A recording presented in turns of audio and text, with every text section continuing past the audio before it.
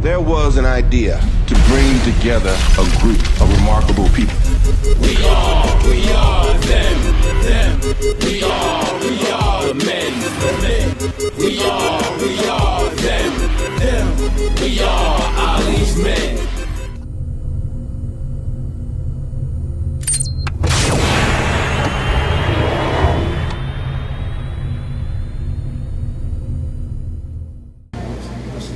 Islam, Moors. Islam. Let us all rise and face the east for the recitation of the Moorish American prayer. For all those who wish to pray with us, please raise 5 fingers on the left hand, 2 on the right, feet placed at a 45-degree angle. For all those who do not wish to pray with us, please remain in silent benediction while we recite the Moorish American prayer. Allah, the Father of the universe. Allah, the Father of the universe. The Father of love. The Father of love. Truth. Peace. Freedom. And justice. Allah is my protector. Allah is my protector. My guide. And my salvation. By night. And by day. Through his holy prophet. Drew Ali. Amen. First I rise, giving praise to Almighty God Allah, the Father of love, truth, peace, freedom, and justice. I give honors to his holy divine prophet, Prophet Noble Drew Ali, the founder of the Moorish Science Temple of America. I give honors to the forerunner of the prophet, Brother Marcus Mosiah Garden. I give honors to all past leaders of the Moorish Science Temple of America. I give honors to Brother R. Jones Bey, the present Grand Sheikh of the Moorish Science Temple of America, and to the Assistant Grand Sheikh, Brother P.J. Steele. I give honors to all Grand Sheiks, Grand Governors, and head officials of all temples. I action honors to all Moors and Muslims all over the world. I action honors to man, because when man honors man, he honors his father, God Allah. Islam, Moors. Islam. As it is a custom, when addressing a group of Moors, I'm going to read from our holy literature, which is entitled the Holy Quran of the Moorish Science Temple of America. Circle 7, divinely prepared by the noble prophet Drew Ali by the guidance of his father God Allah, the great God of the universe, to redeem man from his sinful and fallen stage of humanity back to the highest plane of life with his father God Allah. And I'm going to read from page number 59, chapter 48, and these are the divine instructions from the holy prophet. The title of the chapter is The End of Time and the Fulfilling of the Prophecies. And I'll read instructions 1 through 5 only. The last prophet in these days is Noble Drew Ali, who was prepared divinely in due time by Allah to redeem men from their sinful ways and to warn them of the great wrath which is sure to come upon the earth. John the Baptist was the forerunner of Jesus in those days to warn and stir up the nation and prepare them to receive the divine creed which was to be taught by Jesus. In these modern days, there came a forerunner who was divinely prepared by the great God Allah, and his name is Marcus Garvey, who did teach and warn the nations of the earth to prepare to meet the coming prophet, who was to bring the true and divine creed of Islam, and his name is Noble Drew Ali, who was prepared to send to this earth by Allah to teach the old-time religion and the everlasting gospel to the sons of men, that every nation shall and must worship under their own vine and fig tree, and return to their own and be one with their Father, God Allah. The Moorish Science Temple of America is a lawfully chartered and incorporated organization. Any subordinate temple that desires to receive a charter, the Prophet has them to issue to every state throughout the United States, etc., that the world may hear and know the truth, that among the descendants of Africa, there is still much wisdom to be learned in these days for the redemption of the sons of men under love, truth, peace, freedom, and justice.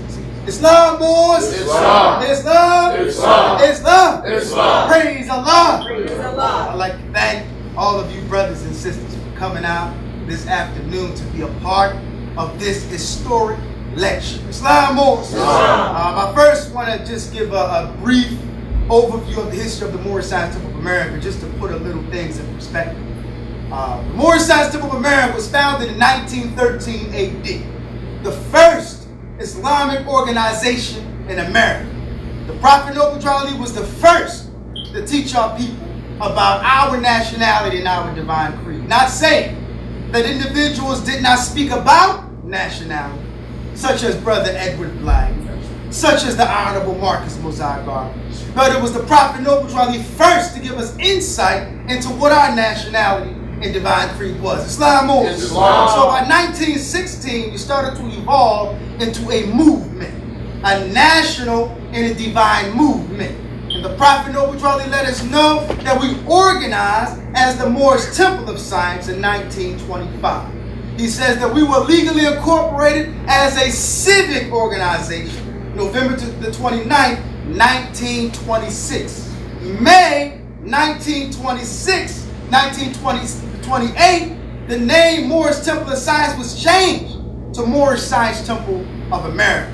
And by July the 20th, 1928, since the Prophet Noble Ali let us know, since the work of the organization was largely religious, the organization was changed to a religious corporation, and an affidavit was properly filed in the Cook County's Recorder's Office of Illinois, a copy of which is on the back of the questionnaire. Islam Moors. And I always let the Moors know I do not want the Prophet to suffer, because the Prophet says that he suffered much and severely in the past due to the misunderstanding of what the movement is dedicated to. The Prophet says the movement stands for the specific grand principles of love, truth, peace, freedom, and justice. The Prophet Noble Ali, to further solidify what he did, what he accomplished at the special meeting, July the 20th, 1928, 1 year later to the date, July the 20th, 1929, the Prophet Noble Ali veiled his form. And ever since the Prophet Noble Ali veiled his form, everyone seems as though they have everything to say about the Moorish Divine and National Movement. And what today is about setting the record straight about the true teachings of the Prophet Noble Ali. What is civics? The organization was incorporated first as a civic organization. There's a misunderstanding today about civics and nationality. And I give honors to my brother, who's going to give a special presentation today. And our brother, who I recognize as a bona fide scholar of Moorish science, my brother, S. Aneo Bey, who is the acting Grand Sheikh of the Moorish Science Temple of America, Temple number 11, study group in Syracuse, New York. And for all of those of you who this perhaps may be your first time in the city of Philadelphia, I welcome you to the city of brotherly love.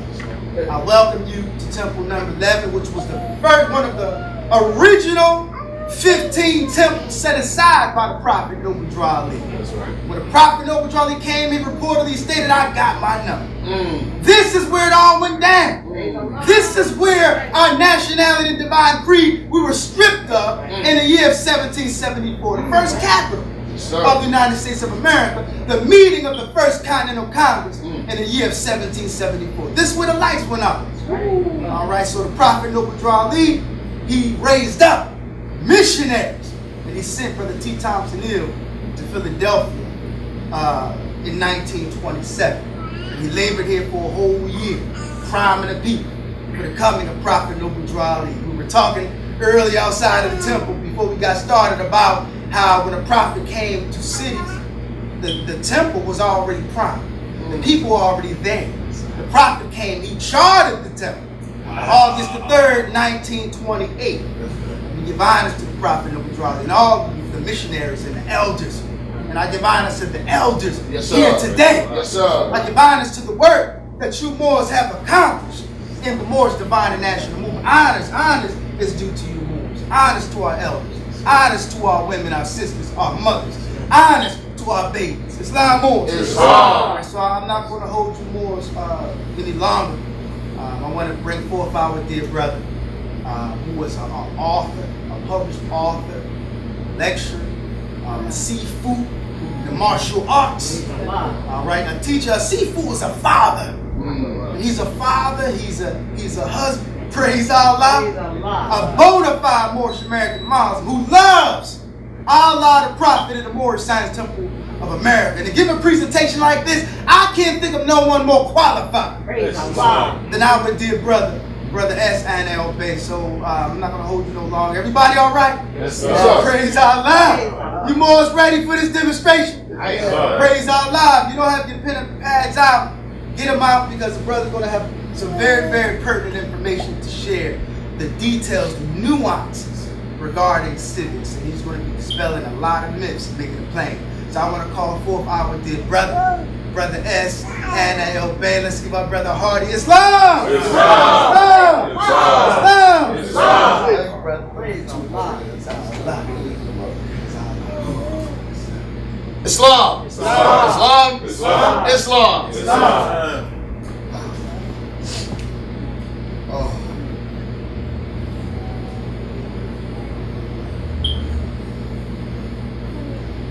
I want to first rise and give praise to Allah. I want to give honors to His prophet, last prophet in these days, Prophet Noble Ali, Savior of humanity. As my other mother says, love made manifest so that men can comprehend. That's right. I want to give honors to his strategy for implementing Allah's kingdom on earth, the Moorish Science Temple of America. I want to give honors to all that the Grand Sheikh gave honors to at the onset of this meeting. And I want to give honors to each and every one of you. I want to give honors to motherhood. Yes. I want to give honors to the instruction that our prophet gives us. Man, to take unto thyself a wife and obey the ordinance of Allah. I was reminded by, and this is civics. We're going to touch on this. What I'm talking about is civics. I was reminded by a very, very close brother of mine yesterday of how important and how vital and how crucial for me personally that not only did I find a wife, but I found that. Come on, brother. Because I found that. Yes, sir. I want to give honors to my wife. Yes, Almost daily, I'm trying not to. One of the last times I was here was when we were sitting right here exchanging vows. And almost daily, I'm not reminded, I discover new reasons to be grateful. That's right.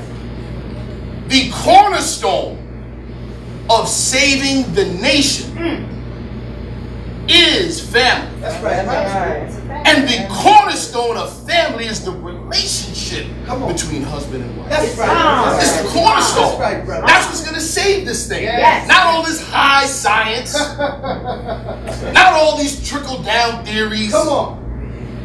If you look at what's happening today in 2016 society, when you hear talk that seems intelligent, but it's called, or the topics are redefining family. Wow. Redefining manhood. Wow.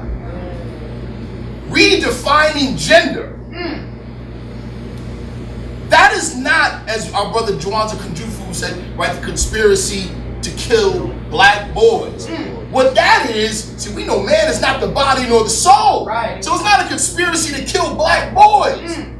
It's a conspiracy, it's an outright attack on the principle, the spirit of manhood itself.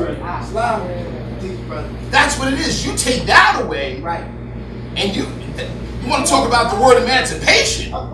We don't need physical change. Don't need it. Attack the spirit of manhood, and you'll find no men. You'll find no men. That is the number one social services program for Asiatics is the restoration of the family unit. Period. That's what it is. That's right, brother. You all ready? Come on. I didn't get that out. All right. In 1998, the very first lecture I did was at the Dempsey Center in Harlem, New York. It was before I came to the Prophet. I came to the Moorish Science Symbol of America in the year 2000, summer year 2000. I was involved with the Moorish movement since 1990. I came in I came into knowledge of this by way of a student of the late Charles Mosley Bey, or C.M. Bey. The late brother J. Johnson Bey of the Circle of Mothers and Sons, Cleveland, Ohio. This is important for me to say in this particular lecture, because I don't want those that advocate some of the things we're going to speak against to think that I'm speaking from a position of ignorance. Come on, brother. Many of the things that they advocate and practice are things that myself and some of my colleagues set in motion in the early 1990s. This lecture is penance. Listen, boys. This lecture is correcting some of my own iniquity. That's right, brother. That's good. That lecture in 1998 was called Moorish Jurisprudence. As man unfolds, his God unfolds. So back then, I thought I was teaching right. But a mark of maturity, hence a mark of manhood, is being able to openly confess your own errors. And then move forward. And then move forward. Moorish Jurisprudence, Part 4. The final chapter on Moorish Jurisprudence. The word jurisprudence being defined as the science of positive law. Not the technicalities, the science of positive law. We say generally that law has 3 parts. Interesting, right? 3 parts. The body. Right? The body of the law. Then the particulars, the letter of the law, the technicalities, but the most important is the spirit of the law. That is jurisprudence. That is jurisprudence. Is the spirit of the principle of the law. So this one, Moorish Jurisprudence for the truth about civics. We're going to get right into it. I encourage you all, please take notes or just take pictures of the slides. And I want to repeat this. I want to say this I want to be very adamant. No question is taboo. No question is too challenging. Because we're here to get understanding. This is 2016. I dare say, forgive me if I'm in error for saying this, but I dare say that in 2016 the Prophet's message is more relevant than it was in 1928. That's right. This is a crucial time for the movement. Yes, sir. It's crucial. Yes, sir. And I mean crucial as in life endangering crucial. That's right. We need an understanding. Come on, brother. We have a movement to protect. That's right, brother. Let's go. This is just a general outline of what we're going to deal with today. We already talked about body, letter, and spirit of the law. The first thing we're going to do is, a lot of times, the Quran of Mecca teaches us that there was no argument until after truth came. So rather than deal with the issues at hand, we want to take the scientific method. Come on, brother. Right? The method of science, the aim of religion. We want to start with the known, and from the known venture into the unknown. So we're going to start with the original intent and direction of the movement. Who better to speak to this but the Prophet? Let's start with some basic definition. Citizen. A legally recognized what? Member of a state or commonwealth, either native or naturalized. Number 2, a native or naturalized member of a state or nation who owes allegiance, keyword, to its government and is entitled to its protection. You have a number of our people that have a seeming phobia of contracts. We're going to talk about that. Right. That is a contract. That's an agreement. Islam. That's an agreement. Right. I give my allegiance to the nation. Islam. The government, which is the service department of that nation, the management of that nation, now guarantees me rights and protections Islam. in exchange for my allegiance. This is the number one reason why nationality is free, not just here, but all over the world, because no one can put a price on your allegiance. Remember that. No one can put a price on your allegiance. That's right, brother. Civics, the branch of what? Political science that deals with the rights and duties of citizens. You'll hear me repeat this throughout this whole lecture. There is no such thing as rights without responsibility. Right. Thank you, dude. Thank you. This is not the wimpy demonstration where he says, I will gladly pay you Tuesday for a hamburger today. Number two, the study of the political rights and responsibilities of citizens and of the operation of government. Right. There is no such thing as rights of a citizen absent responsibility. That's right. That is the balance. Right. Mission statement of the Moorish Science Symbol of America. Come on. Multifaceted, because as the Grand Sheikh said earlier, the organization started as a civic organization, Right. and then was changed to a religious organization. Right. But our Islam is not a quietist Islam. Come on. Quietist meaning, oh, well, we just practice it inside the temple on holy day and on Sunday. Let's make it plain, brother. Come on. Come on. Our Islam, wait a minute, let me back up. What is our religion? Islamism. If you look at anyone's definition of Islamism, whether they're pro or con, they agree that it is a political Islam. Right. It is an Islam that touches every fabric of our activity. Islam. Right. Everywhere we go is the temple. That's right. Number one, mission statement. Propagate the faith. Faith, what faith?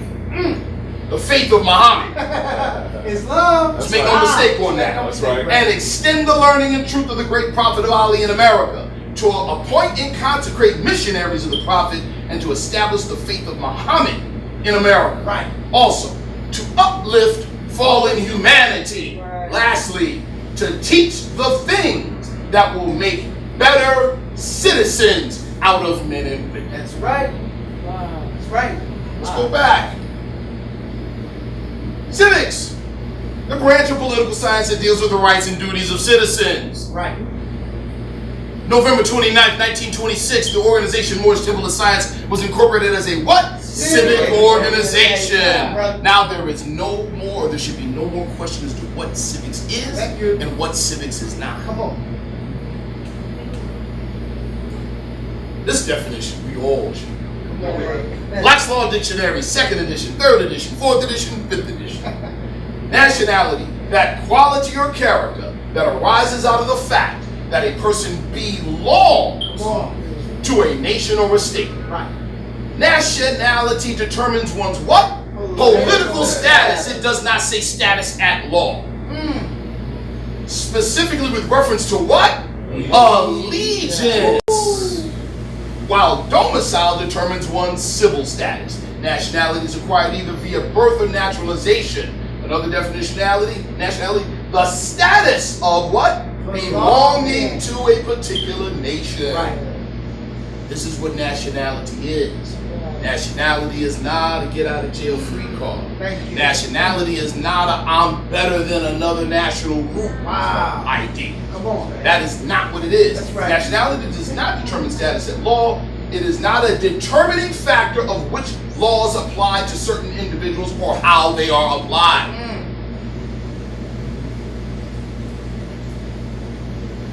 You don't see one Italian. I'm skipping ahead. Come on. In the history books, we know it's not true, but hey, they believe that they discovered America. via Christopher Columbus. But you don't see not one of them pulling out a national ID or the like that says I'm an Italian American and therefore I don't have to pay taxes.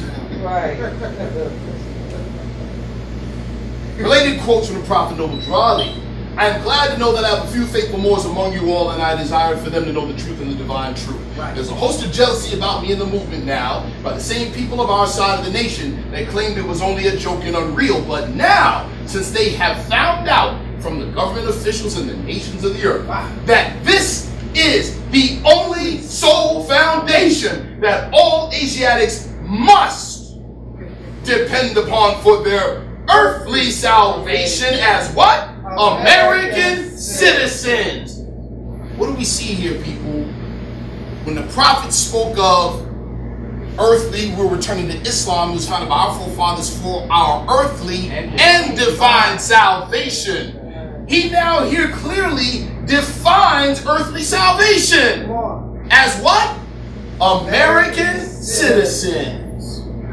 That is the definition.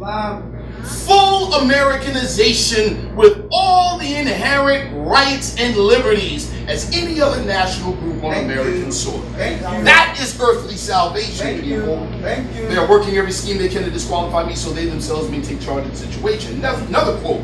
There is but one issue for them to be recognized by this government and the nations of the earth, and it comes only through the connection of the Moorish Divine National Movement, which is incorporated in this government. Let's stop right there. There's a controversy over Act 4 of the Divine Constitution and Bylaws. This organization of the Moorish Science Temple of America is not to cause any confusion or to overthrow the laws and constitution of the said government, but to obey hereby. The question is, which government? You have some people say, oh, it's talking about itself. Talking about the government of the Moorish Science Temple of America. I beg to differ. And so does the prophet. Let's continue. And recognized by all nations of the world. And through it, here we go. Now we're getting more clarity on nationality and its importance and its use. Through it, they and their children can receive their divine rights unmolested by other citizens. Here we go. That they can cast a free national ballot at the polls under the free national constitution of the state's government, and not under a granted privilege has been the existing condition for many generations. So what do we see there? Let's go back real quick. Nationality, right? Nationality determines what? One's what? Political status. Makes sense to me. Makes sense to me. Yes. The whole purpose of nationality is to allow for full constituent participation in nations' affairs. How does the citizen do that? Through the political process. That's how it happens. Hey, prophet said it. See, he didn't just say it, but he did it. That's right. As the Grand Sheikh said earlier, there were many before him that spoke about nationality. None of them told you what yours was. And better than that, none of you grabbed you by the hand and walked you kicking and screaming to the physical reality of it. From the Moorish Guide newspaper, 1928, Old Registry. The 3,000 Muslims of the Grand Temple and the West Side Temple are making ready to register every man or woman in order to take the lead for the various candidates whom they have been what? Instructed to vote for. Come on, brother. Yes, sir. Alderman Louis B. Anderson, the Honorable George W. Blackwell, the Honorable Oscar DePriest, Honorable Robert H. Jackson, all working through the regular Republican organizations, of which the Honorable Daniel M. Jackson is our matchless leader, all know the whole situation and have their own way and time to give the order to go. The Muslims will be ready. This is a matter of history, guys. This wasn't some cool idea. Come on. This is what happened. That's right. This was an article in the Moorish Guide newspaper, 1928, entitled Political Slavery. Anytime a man or a woman fails or refuses to cast a sacred ballot at the polls, stop. In Islam, there is no distinction between church and state. That is, understand the significance of the peculiar language used here. Right. The ballot is considered sacred. Like I said, Islamism is a political Islam. Come on, brother. Let's go. For surely, anytime a man or woman fails or refuses to cast a sacred ballot at the polls, they separate themselves. They separate themselves. Woo. Wow. I want to take a quick reading. Woo. Holy Quran and Moorish signs, symbol of America, divinely prepared by the noble prophet, drew out later, the guidance of Father God, Allah, the great God of the universe, to redeem man from his sinful and fallen stage of humanity back to the highest plane of life with his Father God alone. This is one of my wife's favorite chapters and instructions. Page 6, divine instructions from the Holy Prophet. Education of Mary and Elizabeth in Zoan, Egypt. Instruction 18. Teach them that Allah and man are what? One. But through carnal thoughts and words and deeds, man tore himself away from Allah and debased himself. Anytime a man or a woman fails or refuses to cast a sacred ballot at the polls, they do what? Separate themselves from all rights of an American citizen, meaning you gave up your earthly salvation. Wow. For surely this is the only connecting medium, for a citizen to his nation. They become no more than belated beasts of burden. There are reasons why certain classes who are more or less independent take no part in politics, since they say they get nothing out of such in the way of material gain. This is no less than a political slave, since they are refused to voice their sentiment at the polls. Let me stop right there real quick. I mentioned this before, I'll say it again. What sense does it make to go to the corner store to buy milk and put your money on the counter and leave without the milk? That's what that is. Right. This is no less than a political slave, since they refuse to voice their sentiment at the polls. You have skin in the game, people. Right. I don't care if you haven't worked a day in your life. You go to the corner store, you buy clothes, that's tax money. Even if it's not coming directly out of your pocket, but it's by coming through you by way of a program, it's still your money. Right. You have skin in the game. Right. If you don't have a hand or a voice in how your money is spent, you can't get mad when other people spend your money the way they want to spend it. Wow. Another form of political slavery, which is probably more prevalent among the less independent classes, is that of being forced into one of the major parties and there bribed, coerced, or otherwise forced to vote the wishes of someone else, regardless of their own minds. See, people during that time period, a number of us, because the prophet and the party that the people that the prophet endorsed was the Republican Party. Right. The presumption by many is that, we were pro-Republican. No. Make it plain. No. Come on. There is party politics, and then there is people politics. There is community politics. Come on. When we talk about a free national ballot, national meaning what? Our particular national group with our own peculiar and particular issues, with our own peculiar and particular problems. We come together like any intelligent group of people. Ants do this. Come on. And they come together and they assess their collective issues and devise a plan called a political platform or an agenda to address their issues. And then they mobilize behind that plan and they put it on the ground. That's right. That's how it works. Before there can be a general relief for the economic good of all forms of political slavery must be abolished, and every citizen must take its part in the affairs of the nation. We're going to talk about that a little bit later. This is another one. Moorish Guide, National Edition, the very first newspaper, the very first printing of the Moorish Guide. Since the organization and establishment of the Moorish Science of America in 1925, its growth has been enormous. The facts concerning the Muslim religion meets the approval of people everywhere. For one to have explained their nationality, the history of their forefathers who were the masters of the first civilization of the old world, is to give them something that fills a vacancy in their lives and gives them a courage and hope to obtain the fullness of life as was divinely ordained by our master, Allah.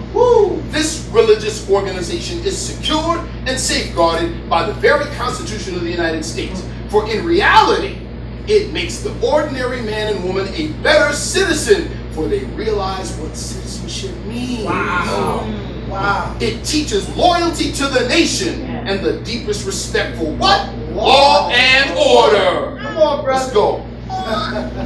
Also from the same newspaper, entitled Politics.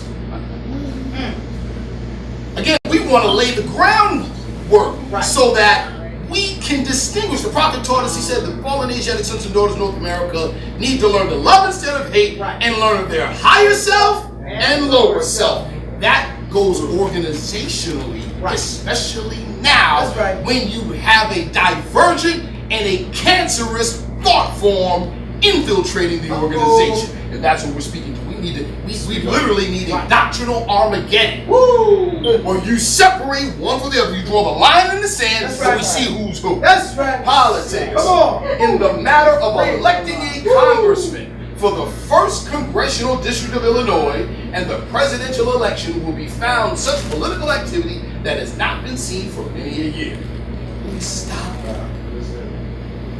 This was in 1928. Right.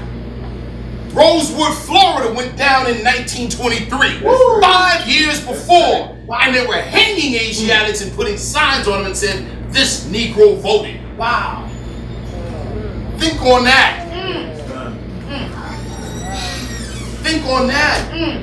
In my last presentation, which was a debate, I produced a short list of cities in the South that were run by our people.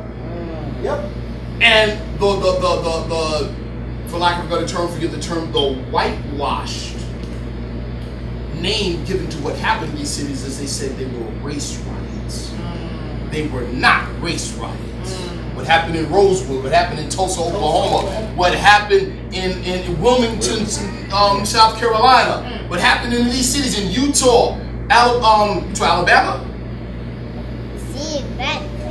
Coshada, Louisiana, that's another one. What happened in these cities were little organized armed takeovers of Asiatic cities by Europeans organized by the KKK and the White League. Wow. That's what they were. Wow. So the prophet, 5 years within this little era of time, organized thousands of Muslims and voted. And not one of them got hung. Islam. Figure that out. Not one. To the thousands of members of the Moorish Science Temple of America, will these matters be discussed at length? The opportunity to elect one to Congress whose interest in such matters that are close and dear to us now presents itself.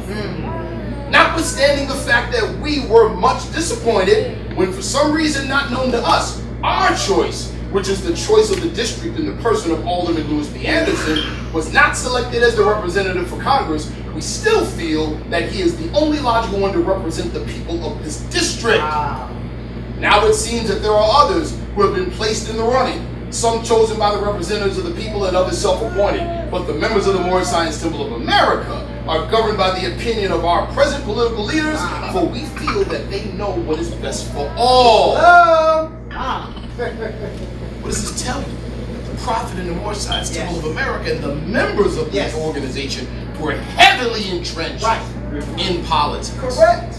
Because that is the purpose of nationality. Nationality determines political status. Political status brings political power. Political power brings the ability to change your circumstances and conditions and the social environment to improve and uplift fallen humanity. That's the cover. What does it say on the cover? The prophet said what? Elect Anderson. Hold on, brother. Sorry. Go ahead. Yeah. Praise the Lord. Yeah. That's right. Yeah. Here we go. We'll close it up. You know, we could go on. That could be a lecture in and of itself. Yep. But I think we touched all the major points. Established points of fact concerning the Moorish Science Temple of America. One, it is not a separatist organization. Thank you. It's not. Thank you. And in any shape, form, or fashion, any degree of it applies. Right. It is not an independent nation, independent government, semi-dependent, whatever. None of those. It is not a government or nation independent of the United States of America. Right. Case in point, some people in the Moorish Science of America say or try to imply that it is. But what is one of the things you cannot do? I can't travel to Egypt and participate in their political process. Right. I can't travel to any foreign country and participate in their political process. Right. As a matter of fact, one of the general ways, because every household, in other words, every nation state, has its own laws regarding internal affairs, but one of the general ones in every nation on the planet is that if I were to participate in the political affairs of another nation, that is grounds for expatriation. Correct. I am no longer a member of that nation. Right. Why? Because to participate in another nation's political affairs presumes my allegiance has changed. Wow. It empowers Asiatics in America, the Moorish Science of America, to obtain and enjoy a full social and political recognition within American society. Now, of course, there are a whole bunch of us nowadays, especially in 2016, that equate inclusion in American society as being traitorous to our own people. Well, only a people that take political and social and economic disenfranchisement as the norm would think such a thing. That's right. Wow. It places our people on equal footing with all other national groups within American society. Once again, nationality is not a get out of jail free card. It is not one of those things where I can come into your home and say, I want the rights of the king of the household, head of the household, and no responsibility. Wow. We are not teenagers here. Oh. I don't know what I mean when I say teenagers. Yes, yeah. Your son looked at you. He said, it demands of its members, to actively participate within American society and not to abandon or separate from it. Right. The power of the Moorish Science Temple of America is simply its insistence on the return of our people to the civilized family of nations via the proclamation of nationality. That's right. That's right. Get right. That's right. Prophet's right. Before you are made to do so, it's coming. Come on, brother. Uh-oh. Now we're gonna see, now that we've laid flat, hopefully, a lot of or what the movement is really dedicated to on the base foundation level. Now we can clearly distinguish truth from falsehood as it relates to what the prophet taught and what the prophet intended. How many of us seen that one before? Citizen or national? I'm not a citizen. A citizen is a subject. You're right. Yes. Yes. If you're a household, if you're the head of household, and you invite me to your home and say, make yourself at home, does that mean that I can run up the cable? Does that mean I can run up the phone bill and then not pay it? Right. Sister said, she was like, Right? Right. Make yourself at home is a statement of courtesy. Right. Presuming that you have a degree of civilization that allows you or that affords the restrictions of common courtesy. That you have some civilization, that you have some culture. That's what that pheasant turban represents. That you're part of civilization, you ain't no savage. Right. That's right. We can trust you. That's right.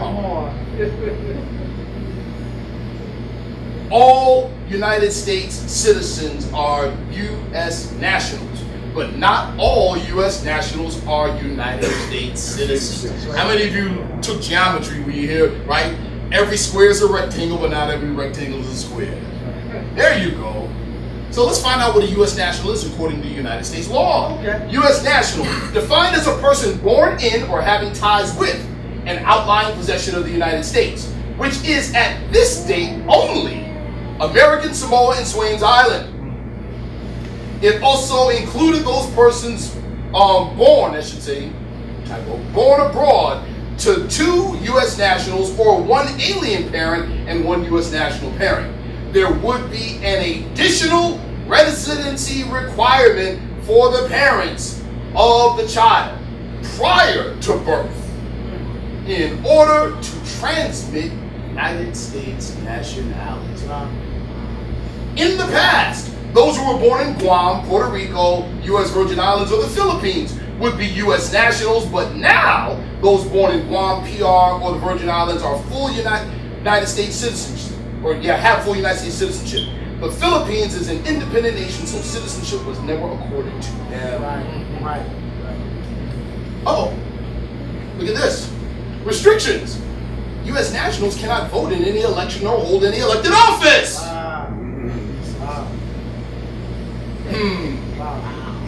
Rights. They are allowed to work and reside anywhere within the United States with no restrictions. Eligible for U.S. passport. The passport is exactly the same as that of a United States citizen. Whoa, there's a distinction there. Both say nationality USA. Eligible to apply for United States citizenship through naturalization under the same rules as other permanent residents. Prophet Drew Ali instructed the Moors to participate in the political process. Yep. Which are we? Nationals or citizens? The Prophet never used the term national to describe us. Come on, brother. Never. Never. That's right. And if he knew enough about nationality Right. back in 1913, that most of us who have letters, who are schooled, still don't know, I think he would know the difference between citizen and national. Right. So we can't use the excuse, well, he just didn't know it. Oh, how many of you seen that one before? Wow. Here's the argument. We're just going to cut straight to the chase. Here's the argument. The people who advocate for this say Title 28, they use Title 28, United States Code, Part 6, Section 176, Subchapter A, Section 3002. It's prefaced as used in this chapter. United States means a federal corporation. They stop right there and say, see, the United States is a corporation. Now here's the premise, because we want to deal with the spirit of the thing. Why do they state this? Why? What is the motive? The motive is, well, if it's a corporation, coupled with a couple of other fallacies, like the United States is bankrupt, it's a bankrupt corporation, therefore I don't have to obey its laws. Wow. This is the premise. This is why the insistence on saying the United States is a corporation. I'm sovereign. I don't have to obey that. I'm above the corporation. There is a little word called context. Right. One of the most beautiful things about the prophet's language and the prophet's teaching is that context is so perfect. During the Q&A during that debate, April 10th, this one brother asked me, indulge me for a second, this one brother asked me, and he was hurt, his feelings were hurt, you could tell. It was right after the question was shocker. His feelings were hurt. He said, brother, you just said that in your lecture, in your debate, that Osiris was Lord. You honor Kemetic science. You know that Osiris is, one of the great deities in Kemetic. I said, yes, sir. He said, well, wouldn't you think that to say, if you equate him with black, wouldn't you think that black is something honorable and something? I said, brother.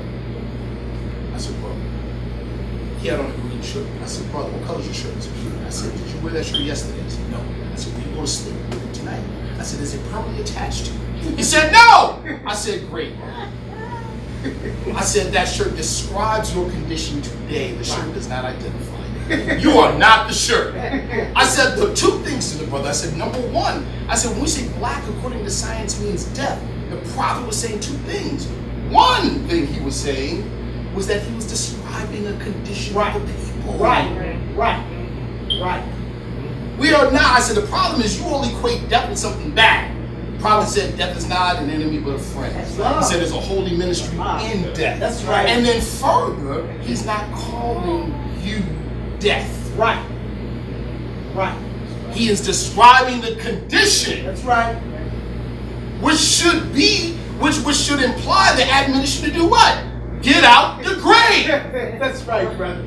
Get out the grave. That's right. And then the last thing I said is, brother, you all take it personal because you're identifying with something that cannot identify. Wow. What is the biggest lesson? When the prophet says black according to science means death, he's not talking about you. Right. Thank you. According to all divine records, there is no Negro, black, and colored in the human family.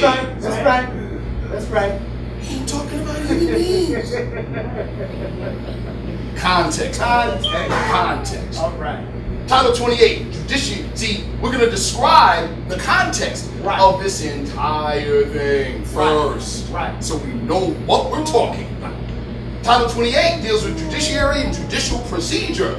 Part 6, particular proceedings. In other words, court or legal proceedings. Section 176, federal debt collection procedure. Right. Subplot Chapter A, definitions and general provisions. The quote or the statement that's used in this chapter, it's talking about federal debt collection procedure. United States means, the quote, the definition of the phrase within the context of the title. Right. Explanation. Now that we know the context, this Title 28, Part 6, Chapter 176, Subchapter A, Section 3002, refers to federal corporations formed and incorporated by the United States. Right. And that those federal corporations, agencies, departments, commissions, boards, and other entities or instrumentalities of the United States will appear under the name United States in judicial proceedings pertaining to what? Federal debt collection. Right. Bam. Also, the use of the term means. Shout out to my brother Ali Bey. Ali's for this one. Yes, sir. Because where else do we see that word means? Where do we see it? Thank you, brother. Black, according to science, is death? Means death. Let's go. Also, the use of the term means is significant in that the terms means and is are not synonymous. Is an irregular verb, the present third singular of be. Means is a verb intending to convey or refer to. Use of the word means provides the context, which is to signify. Oh, that's a short list, people, of federal corporations listed as the United States by United States Code. Islam. Very good. Take a picture. Praise Him. We want to remove all the excuses. Come on, brother. We want to remove all the excuses. Destroy it. Praise the Lord. You heard this one? Uh-oh. Here we go. This is deep. Hold on. Because when we get done, inshallah, you will have a much greater appreciation for the prophet's knowledge of civics. That's right. The term 14th Amendment citizen was invented by European Confederates. Right. There you go. It was invented by European Confederates and their sympathizers to describe post-Civil War Asiatics. Let me repeat it.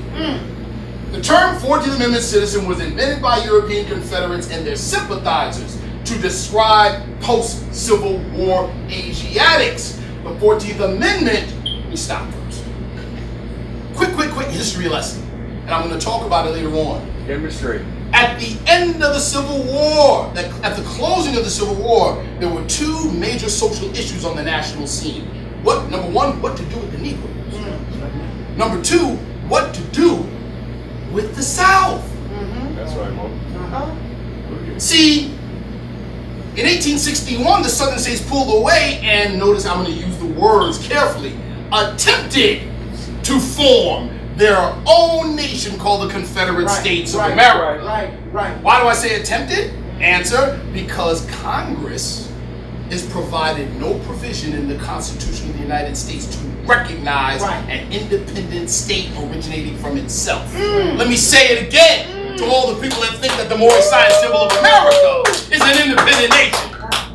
The Constitution of the United States provides no means of Congress to recognize an independent nation emerging from itself. So the Confederacy was never recognized by the United States, the Union, or Congress. They were called what? Rebels participating in what? A rebellion. It's true. The 14th Amendment forced the states of the former Confederacy to recognize the Asiatics as equal citizens within American society. That's a lecture in and of itself. Matter of fact, all you have to do is look at the dissenting opinion, Judge Curtis's dissenting opinion in the case Scott versus Sanford, to see that there is ample and solid evidence of Asiatics participating in the political system and the political process as early as the 1700s. This is important.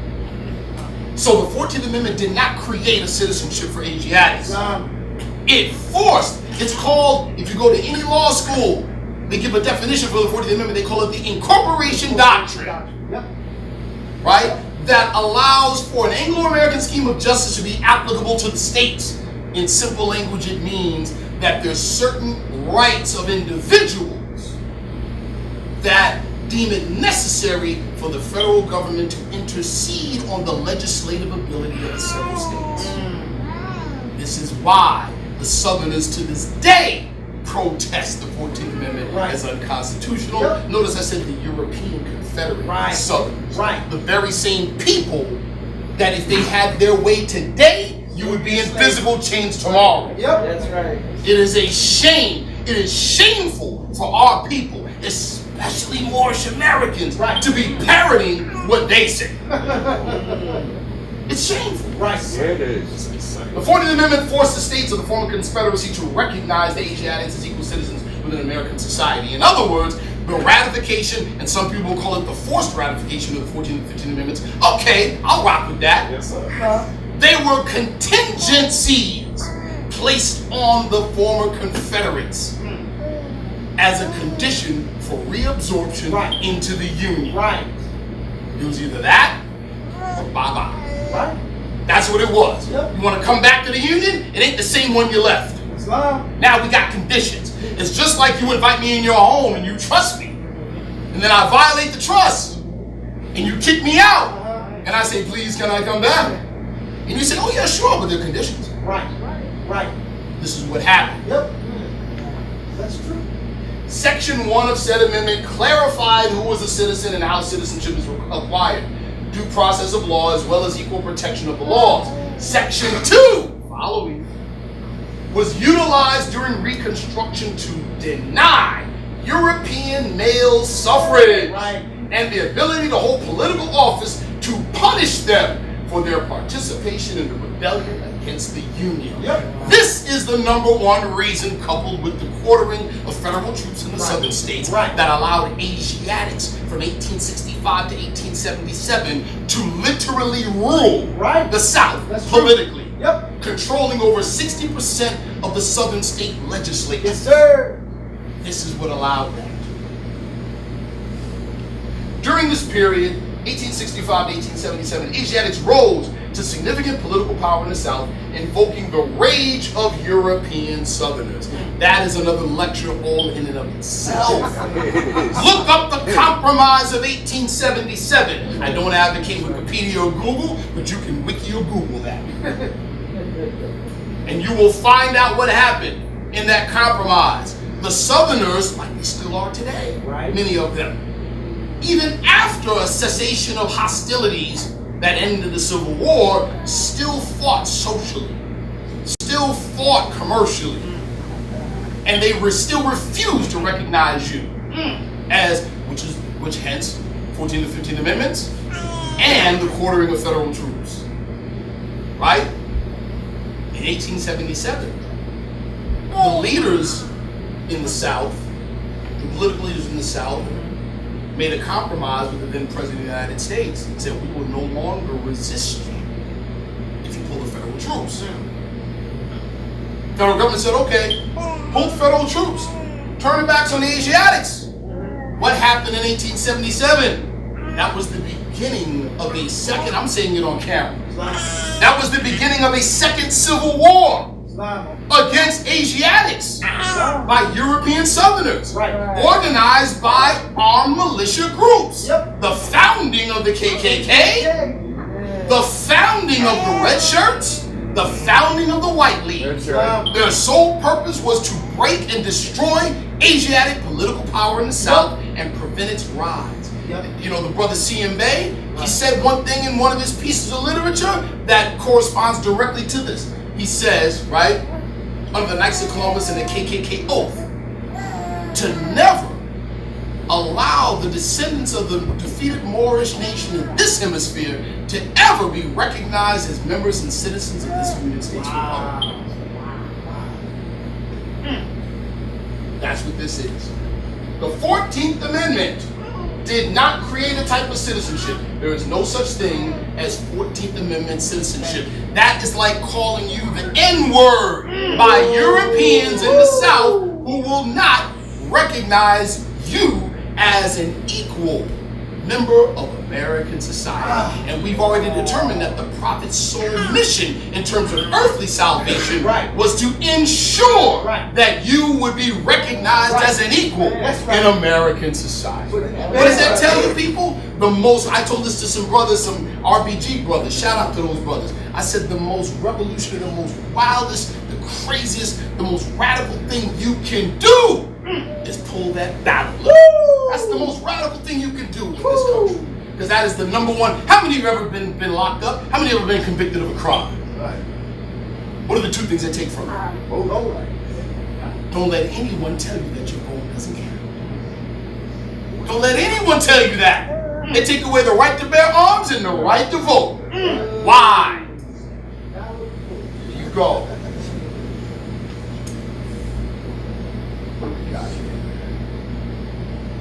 14th Amendment.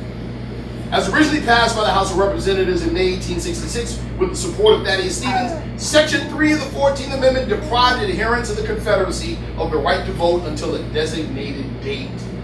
That came from the Congressional Globe, 39th Congress, first session, 1866. Section 3, until the 4th day of July in the year 1870. That was the date given.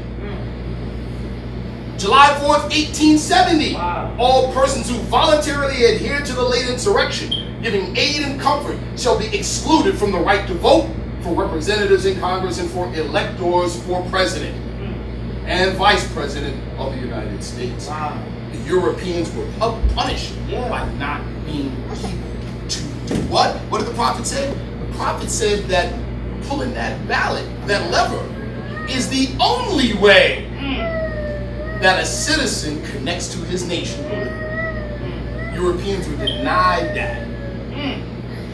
And when they were denied it, what did we do from 1865 to 1870?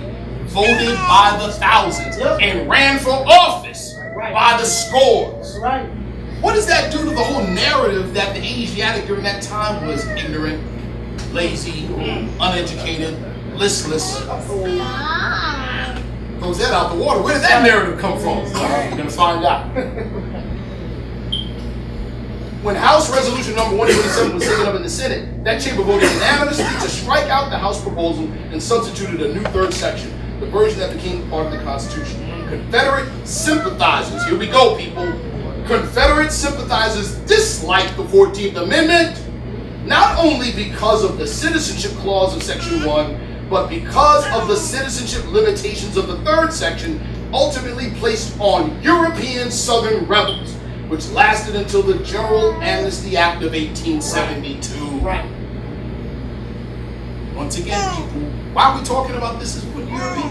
Because a lot of our people with fezzes and turbans are saying these very same things and advocating these things. How crazy is that? Latin term of law, of jurisprudence. Nullius filius, Latin, it means a son of nobody or a bastard. This is significant. A bastard having no heritable rights in the eyes of the law. One devoid of ancestry, which loss of nationality affects. Wow. Negroes have no histories, have no connection to a past, thus are incapable of ancestors. Rendered nullius filius. And are denied all of the rights, liberties, and recognition that citizens are afforded. Noble Gerard, the founder of the Moorish American movement in 1913, and expounding upon the 14th Amendment, omitted the citizenship clause. Stop right there. He didn't talk about the citizenship clause when he expounded on it. He didn't talk about the citizenship clause and spoke only on the incorporation function of the amendment. In that it allowed for the southern states to be reabsorbed back into the Union. In returning to us the knowledge of our national origin, culture, divine creed, etc., he freed us from the perils of nullius filius, and therefore rendered the citizenship clause for us not applicable. That's right. That's right, Mo. Unlike the states' rights sovereign citizen advocates who are protesting the incorporation doctrine function of the 14th Amendment, for the Moorish American, socio-politically improper person, it simply does not apply. Thus, as the prophet said, there is no need for the application of the 14th and 15th Amendments for the salvation of my people as citizens. Now you know why when he did what our people did in Rosewood and in Tulsa and in Utah, Alabama, nobody got lynched. Not one fez got home from the tree. Now you know why. This is what real sovereignty is. Come on. This is what real sovereignty is. Legal definition. Sovereign people. A what? Say it again. A what? Nationality determines what kind of status? Political status. Okay, people. Comprised of a consolidated number of what? Citizens and qualified electors. Who possess what? The sovereign power in which they exercise. How? Through their chosen representatives. Generally, the sovereign people confer or designate upon the chosen representatives the absolute, unlimited, and sovereign power to do what? To determine the qualification of what? Voters! And the right to limit the elective franchise. Sovereignty is a political power, people. There's no such thing as a sovereign individual. Let me repeat that. That's right. There is no such thing as a sovereign individual. Sovereignty is not an individual possession. Sovereignty does not equate to immunity to laws, codes, statutes, etc. Let me put it real simple. See, I spent years, months, and days in law libraries, shepherdizing cases, putting together documents, arguing with judges and lawyers, sitting behind bars for a couple days. All of the above. Won some cases, had a whole bunch dismissed. I'm not proud to say it, but I'm just going to state the fact. A lot of the stuff you hear about, I can show you documentation, but this is on camera and it's going to encourage too many people. So I'm not going to show it. But I can show you documentation of case wins, of dismissals. My wife has seen some. You know what she did when she looked? She gave me that disapproving mom.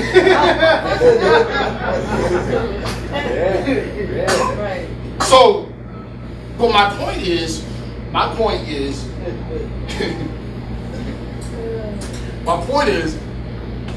did a lot of these things. I did them, and I was, and the sad part is that I was quite successful.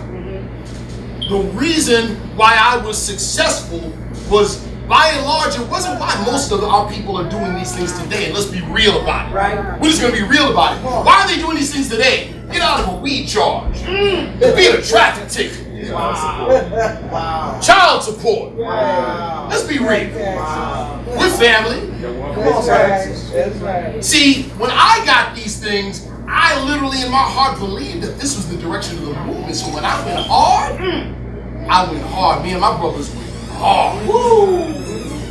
So hard that there's a judge, and I'll say his name on camera, he's retired, Judge Langston McKinney. After we had calmed down a little bit, Judge Langston McKinney in his office told me, he said in chambers, he said, brother, I'm so glad you all calmed down. So we were like, yeah, because we gave them fits in the courtroom. We gave them fits. And he was like, I said, yeah, I know. He said, no, brother. He said, don't you know that there was a contingency of officers that wanted you all dead? Wow. Because we were just a little too good at it. Wow. And on the number of occasions, two in particular, I was like, he's right. It's something when you think that you're on the side of the right, and then you wake up at 3:30 a.m. while in college to an officer with a flashlight and a loaded firearm standing over your bed. Right. And all he has to say is, yes, sir, Mr. Bay, you have a job in Circle B. See you later. And walks out of your apartment. My point, here's the question, rhetorical, but think about it. Nationality determines political status, not status in law. Where would you rather be?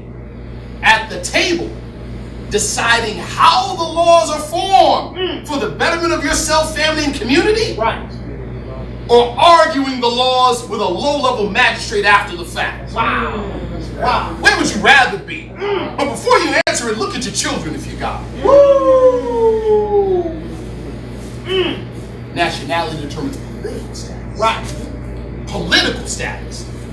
Meaning we've been going backwards with the thing. The prophet knew what he was talking about. Right. That's why Act 4 and Act 5 says what it says. That's right. It says, this organization of, Act 4, all members must preserve these holy and divine laws, and all members must obey the laws of the government. Because by being a Moorish American, meaning you have a seat at the table and how the laws are formed. You are part and parcel of the government and must live the life accordingly. Come on, brother. Come on. If I help make the laws, there you go. why wouldn't I follow?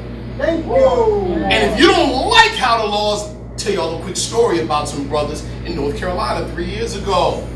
There's one brother called himself a Moor. Right. Didn't like how his outcome in court went for him. He did what a lot of other Moors are doing and advocating. Filed a lien against the judge. I'm going to show you all how this works. I'm going to show you all. He filed a lien against the judge. Judge and his wife didn't know until they tried to refurb the house. Wife saw, there's a lien on the property, went nuts on her husband. Went crazy. Guess what their community did? Listen close, people. Demonstrate. How many are familiar with the Matrix? Remember the part of the Matrix where they were about to leave after seeing the Oracle and they were going upstairs and Neo was last in line and he looked down and he saw the black cat. He looked again, saw the black cat and said, oh, deja vu. And everybody got shocked. Why did they get shocked? It was a glitch in the Matrix. Somebody changed something, right? Okay, here we go. Here we go. This European judges community said, we got you, judge. Guess what they did? Wrote a piece of legislation. That's right. That's what they'll do.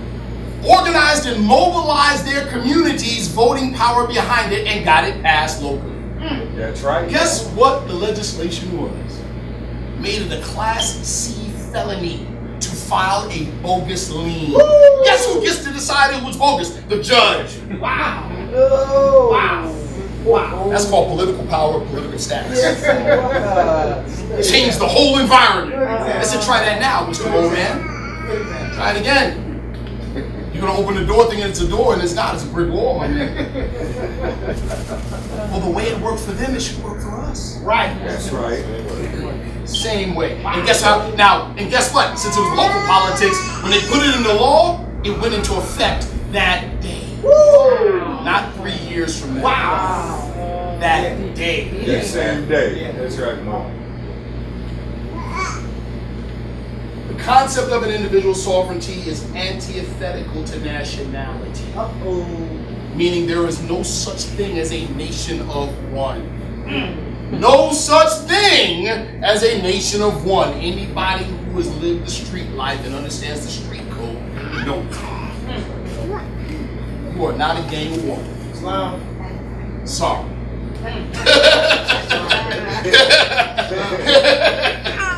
Sorry, I don't care how bad you are. You're in a gang of one. You're not a nation of one either. Right. See, we got that thing from a book published back in the late 80s called The Politics of Self. Woo. You know, see, the old timer, the elder knows.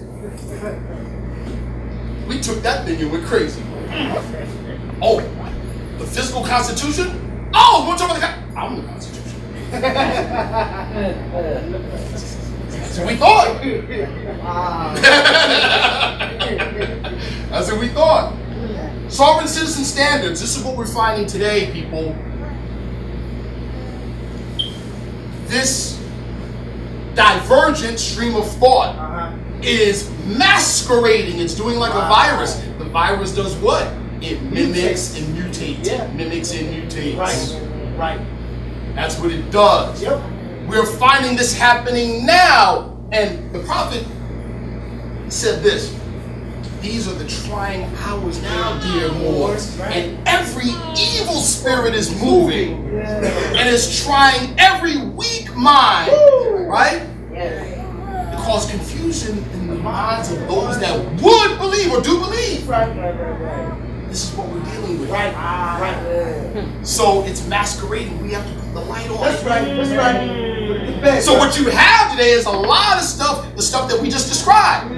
But it's not called sovereign citizenship. It's not called sovereign citizenship. I'm not a sovereign. Oh, I'm not sovereign. But if they're saying any of these things that you see right here, look what it says. If it looks like a duck and quacks like a duck. Revocation of federal citizenship. Oh, I'm not a citizen, I'm a national. I'm not a citizen. Citizen is a subject. And then what the prophet said, Right. now we know who's who. This is invasion of the body snatchers for real. Yeah. You need those special glasses. Yeah. Insist on existence of a 14th Amendment citizenship. Believe they are only subject to natural law and common law. Let's stop right there. Common law, let's talk about that. How many are familiar with McCritchie's book, Ancient and Modern Britain? Yes. So that means if you're familiar with that book, you know who the nobles were in the UK, in ancient England. Right. You know who the nobles were. Yes. Okay, let's give you a little brief history on common law. You had the nobles, you had the serfs, you had the common man. Common man was the serf, was a commoner, but he was under the protection of a noble. Common man was out there in the field by himself, wife, a little bit of property, his cattle or whatever, livestock. Meaning he was unprotected. So the nobles would come in and quite often did, right, kill him, rape the wife, take the wife, enslave the children, take the property. So what did these European common men do? Petition the real sovereign at that time, which was the King of England. Put together a document that protects the rights of the common male landowner, European. He drafted something called the Roman Catholic Magna Charta. Right. There's your common law, people. That's your common law. Wow.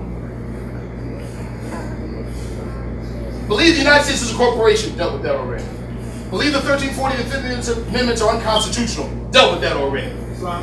Where did those things come from? The very same people that they're actually talking. See, here's what's wild about it. The very same people that afforded this doctrine and got it infiltrated into the Moorish movement are the very same people that are yelling at the top of their lungs today, quite openly, we want to make America white again. Yep. Yeah. These are the very same people. Yeah. Believe birth certificates are commercial instruments denoting ownership of persons and or bonds traded as private stocks, aka the redemption scam. Let's go. We're going to talk about that one too, go. because that one has taken on a very insidious That's right. mutation That's within right. our movement. Woo. They believe the United States is a bankrupt entity via House Joint Resolution 192. Sad part about that, man, oh me. Man, oh me. You hear our people all the time, you hear, especially in the conscious community, saying, the European man didn't treat us right, why would he teach us right? And then we'll go right on and quote the man.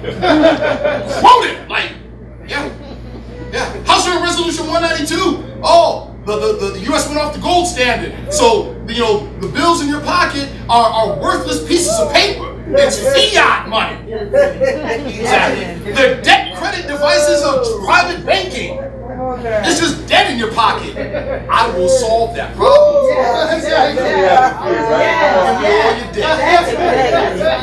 Every last bit of it. The problem here, and I don't mean to make light or make fun of our people, because a lot of people don't know. Because it's been told, and our people are very trusting. So if we're told by somebody that looks like us, and it wasn't verified, we believe it because we believe our brother. Right. Or our sister. Right. You see? So I don't want to make fun, but I want to point the light at these issues. Come on. House Joint Resolution 192, 1933. Very few people actually read the document. Wow. Very few people very few people read the document. That's right, Moore. What House Joint Resolution 192 does in relation to the gold standard is this, people. It did not render the dollar worthless. Let me repeat. Come on. It did not render the dollar worthless. Break it down. This is what it did. Break it down. What it did is that it switched the standard. It switched the standard from the gold and silver standard, which is a fixed standard, as per the legal tender clause, right? Right. A certain amount or weight of gold or silver coin. Right. What the European patriot organizations call constitutional money. Right. It switched the standard from gold and silver coin, a fixed standard, to an unfixed standard. Right. The unfixed standard, the language used is the faith and credit of the American people. Right. Now, before people go out and get a little crazy about that, let me explain what that means. Break it Because down. other people will think faith and credit of the American people, they put all their debt on us. That's not what it means. Wow. That's not what it means. Put it to bed.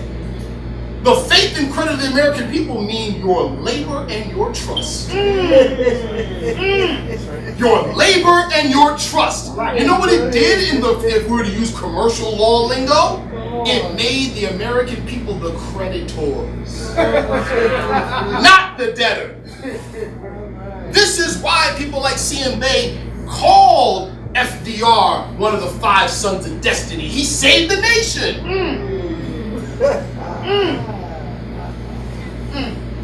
He saved the nation. Yes. Going from a fixed standard, let's put it real simple. Right. Would you rather have a savings account of $100 or a checking account of $100 or a black card? Which one you want?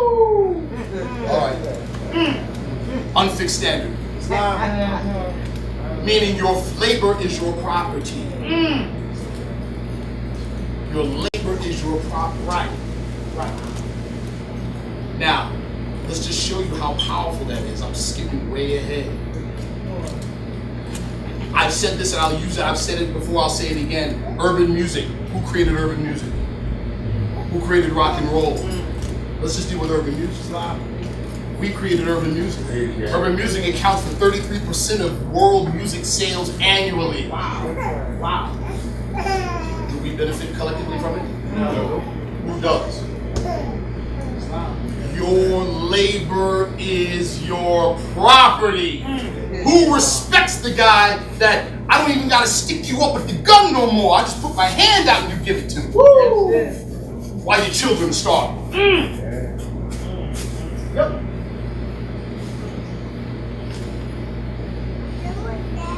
Believe the United States is a bankrupt entity. Believe the federal income tax is voluntary or they are immune to taxation. Let's talk about that one. Let's talk about that one. Let's talk about the income tax first. Talk about it. In 1990, in the booklet, in the 1040EZ booklet, the commissioner says in the introduction, she starts with this sentence. I can quote it. You know why? Because I was doing this back then. Wow. I was using it. I can quote it. Wow. She said, thank you. She was talking to the American public.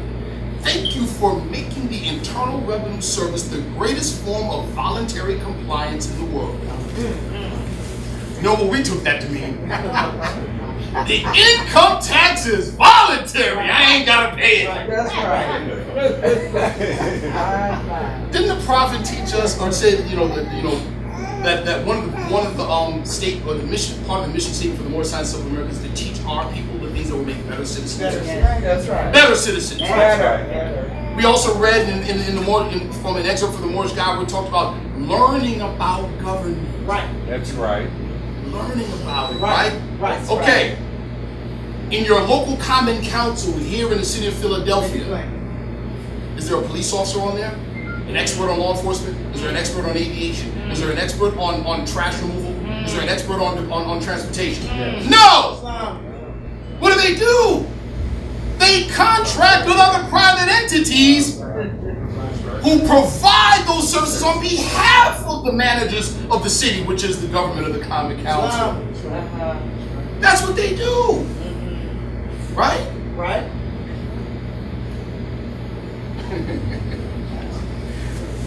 So, the Internal Revenue Service, people say, oh, it's a private corporation. Yes, it is. Shouldn't surprise you. So is the police department. Right. It is. But we just explain why and their function. That's right. Police department's private. I mean, you saw Gangs in New York, Leonardo DiCaprio. Incredible movie. Talks about civics and how American civics now form in America. Watch the movie. Anyway, the IRS is a private entity. Yes. If that's a shock to you, what should be more shocking, just like it was to me, was my gross ignorance of how government operates. It's a private entity contract by the federal government. Now, what did she mean by saying that the IRS, or that the IRS is the greatest form of voluntary compliance in the world? She meant that you don't have to use the IRS to pay your income tax. But you better pay your income tax. Use of the IRS as an agency is voluntary, not the tax itself. Right. That's right. We found that out the hard way. Right. Think about it like this. How many familiar with Wesley Snipes? How many millions of dollars does he have? I ain't gotta say anything else. Make an example out of it. That's right. Okay. Hold on. All of the above ideas support here we go. Listen. All of the above ideas support European states' rights advocates, in other words, Confederacy sympathizers. And it came from them. This is where it came from. Right. No matter what people want to call it. You can say, oh, no, this is Moorish science. No, it's not. That's right. That's right. No, it's not. That's right. Oh, but this is Moorish. No, it's not. That's right. No, it's not. That's right, brother. The fact that these ideas have now been associated with and advocated by Moors is not just counterproductive, but both shameful and dangerous. That's right. Very soon you will see what I mean. Just keep breathing and watch the news. Oh, didn't I say that whole redemption scheme took a real nasty mutation in the movement? How many of you have seen that before? There is no, and I'm sorry, this is going to make some people upset. Demonstrate more. Now, using the general sense of the term trust, yes, one exists. Just like a vast estate exists. But it ain't no parcel of land that you're just going to wake up one morning and say is mine. It's not what the vast estate is. There is a trust, but it ain't that. Make it plain. The express trust fallacy began with a brother by the late name of the late Frank Louis Ill Bay. Who heard of him? I know you have, brother, man. We know. We were around. We submitted a spoke to the man. I still got the VHS. Still got, there you go, bro. We spoke to the man. See, understand, I want you all to understand this. There are people in this room, myself included, this brother right here. You know, we lived a lot of this stuff that you all see on the internet. These are things that you may have read about and saw on the internet and on YouTube. We were there. We were there. We can give you dates, times, locations, and names. We can give you conversations because we were there. Demonstrate. That's right. Look up Ill Bay versus Moorish Science of American Court. That'll tell you all you need to know. Man said the man issued letters. This was when past Grand Sheik Brother Allah Bill. Islam. The man issued letters like, oh no, I'm the trustee of the organization. Wow. He did. Wow. I'm the trustee, and you need to talk to my lawyers Wow.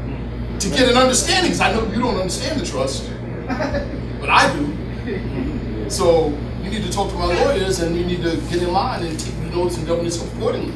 But we all know how Brother Allah Bill was. Come on, brother. You know, we say Kung Fu, his lawyer Fu was excellent. Excellent. Resulted in an injunction on Frank Louis Ill Bay. Islam. When he and then he appealed it and it got struck down. And all the judge had to do, we have the transcripts. Come on. All the judge had to do was say, well, Mr. Ill Bay, when was the organization founded? That's it. He said, Mr. Ill Bay, who was the trustor? He said, Noble Dra. He said, who's the trustee? He said, I am. He said, when did Noble Dra Lee pass away? He said, 1929. He said, when were you born?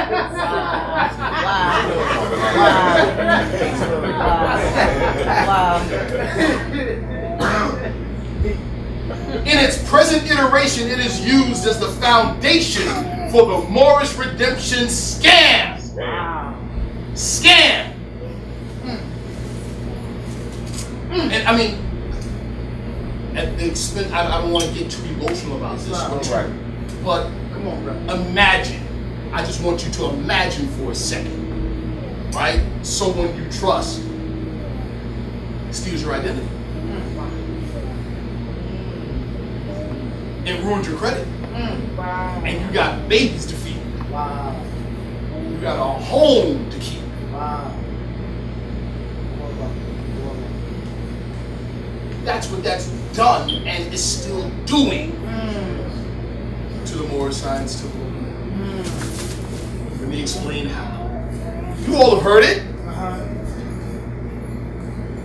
Usually, you know how they say with rat poison, right? Rat poison, 90% of it is actually good for the rat. It's the 10% that the rat can't taste that kills it. Wow. Right? So it's something in the lie or in the scheme that attracts you. Right. The devil's power is not just openly evil, it's to make evil fair seeming. Right. Right. To appeal to your higher self because you can't tell the difference between higher and lower. Woo. So thank praise the Lord for my wife, because sometimes, man, I think my higher self is saying, I need to punch this guy in the mouth. Like, yes, I get Allah wills it. He needs to get punched in the mouth. My wife is like, the prophet said, all the Asiatic sons and daughters of North America need to learn to love instead of hate and learn of their higher self and lower self. You confused, brother. You need to have several seats. Eat this meal and reflect. So, but this is what's happening. The whole, and I'm just going to go right to the chase, the whole, I call it the Moorish redemption scam. They're taking what Frank Louis Ill Bay stated about an imaginary trust that involves chapter 47, verse or instruction 7, Their dominion and habitation extended from northeast and southwest Africa across the Great Atlantis, even to the present North, South, Central America, also Mexico and the Atlantis Islands, before the Great Earthquake, which caused the Great Atlantic Ocean. And that is taken, Frank Louis Silvey said, that is the deed that describes, that's the deed of conveyance, and that describes our vast estate. So we have inherited a whole continent. So just by saying I'm a Moorish American with the name Ale or Bay, I own land. Thus, I'm a citizen of the land. That's another European sovereign doctrine called freemen on the land. How many heard of the Washita? Yes.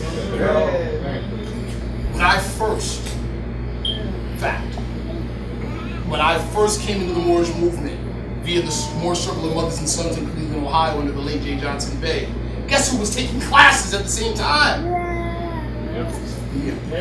Wow. Brother J. Johnson Bay told me and my other brother Sovereign Bay, he said, yeah, we got a sister. And her family's been fighting this land claim for a while. And so we're going to help her, so we're going to get some land. That's what J. Johnson Bay told us. We got a brother right here who was in the Sisters in the Circle. Raise your hand, man. Islam. Tell you all about it. What was her downfall, brother? Well, she signed a treaty of peace with the Republic of Texas. The European white supremacist sovereign citizen group called the Republic of Texas. Soon after that, what happened? Well, they took some hostages. They ended up having a shootout with the federal government, which gave them, the federal government, the impetus or the excuse to raid her because she had an association with this group that they have deemed criminal. Wow. And when I had all my personal effects confiscated, went to jail, the same thing the police told us, yeah, we had a shoot to kill order. And you had, we're going to talk about that in a second. Yes, sir. Yes, we're going to talk about that in a second. That's right. How many of you guys heard of that one? Break it down. Make it plain. Context, people. Remember that magic word. Federal versus state definition of terms. I know, listen people, listen, I can tell you, I literally won a case for a good friend of mine, a brother. It was one of the worst things in retrospect that I ever did. Because this was about 20 years ago. It's 2016, this brother still believes. Because I won the case for him. Wow. Because I had a sympathetic judge who wanted to listen to me. Wow. And let it rock. And at that time period, see, one of the reasons why we were very successful in a lot of these bogus legal arguments, because that's what they are, right, is because we blindsided the legal system. We weren't prepared. We knew more about it than they did. Wow. It wasn't that we were right. We were just better equipped than them. Wow. That's right. Not in 2016. They see you coming a mile away. Yep. That's right. Not in 2016. I won a case. It was so, I don't even want to go into the details. But I actually won a case based on Murdoch versus Pennsylvania. Wow. I sure did. Sure did. I won it for a brother. And the judge dismissed everything. Win is not really a win. Let's keep that real. A win is a decision in your favor. A dismissal, for whatever reason, is not a win. Because it doesn't make precedence. Can't be used as silence. Right. It just means I ain't go to jail. That's what it means. But anyway, and also too, I use the Black's Law Dictionary definition of a driver. One who is employed in the use of the public highways for commercial purposes. I use the Black's Law Dictionary definition of a motor vehicle. A vehicle used for commercial purposes on the public highway, like a taxi driver or a stagecoach driver. Y'all have heard this before. Y'all heard this before. I used it, but guess what? I was just smarter than the judge. I was just smarter than the DA. They didn't understand context either. Wow. Driver's license issues are issues of what? Federal or state? State. What definitions should be used? State. You'll find that the state definitions fit the context and are different than the federal. Wow. Off of the head. Exactly. Wow. Oh, they know that now. They didn't know that then. They didn't know it then. They know it now, though. Right. Okay. Common law case law or common case law used to argue in favor. It sounds real convincing when you're not versed in how law works. Right. When you don't understand jurisprudence and you just understand technicalities. Right. Jurisprudence is the spirit of the law. When you don't understand the spirit of the law, when you don't have civics, and you have case laws just being thrown at you in the place of masquerading as civics, then you get stuff like this. Miller versus U.S. Actually, not Thompson. Yeah, it was Thompson versus Smith. That's what I used. The claim and exercise of a constitutional right cannot be converted into a crime. How many of you heard that? This is how it's misinterpreted. Having a driver's license now puts me under the privilege of driving and takes me out of the right to travel. Privilege. So therefore, the possession of a driver's license converts a right into a privilege and charges a fee for it. Isn't that what we used to say? Yeah. Let's go. Sneer versus Cullen. There can be no sanction or penalty imposed upon one because of this exercise of constitutional rights. Constitutional right in this case being understood to be right to travel. Thompson versus Smith. The right of the citizen to travel upon the public highways and to transport his property thereon, either by horse-drawn carriage or by automobile, is not a mere privilege which a city can prohibit or permit at will, but a common right which he has under the right to life, liberty, and pursuit of happiness. That sounds kind of specific. Guess what? Just like House Joint Resolution 192, people read one part of it or they hear a European say a part of it and they take it as the whole of the thing and then run with it. Yes, sir. They do the same thing with these cases. Somebody just did it just yesterday. Online on our board. And we had to spank it. He said, brother, you never read the case. You literally just cut and paste this off the Sovereign Citizen website. And then we showed him the website. And then we showed him the case. Guess what? With all these cases, none of these cases are topic specific. In other words, none of them deal with motor vehicle licensing. None of them! Now let's give you, since you know these brothers like case law, I like case law. Let's give you some case-specific case law. Hendrick versus Maryland. The movement of motor vehicles over the highways is attended by constant and serious dangers to the public and is also abnormally destructive to the ways themselves.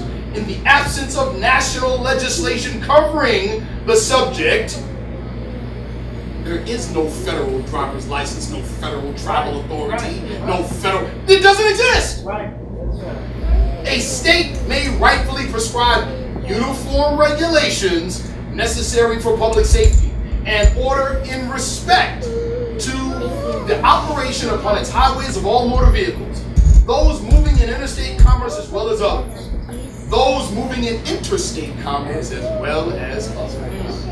And to this end, it may require the registration of such vehicles and the licensing of their drivers.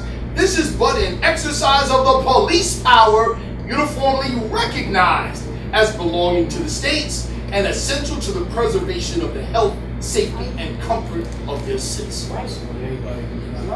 That is case specific. Right. That's right. Let's go on.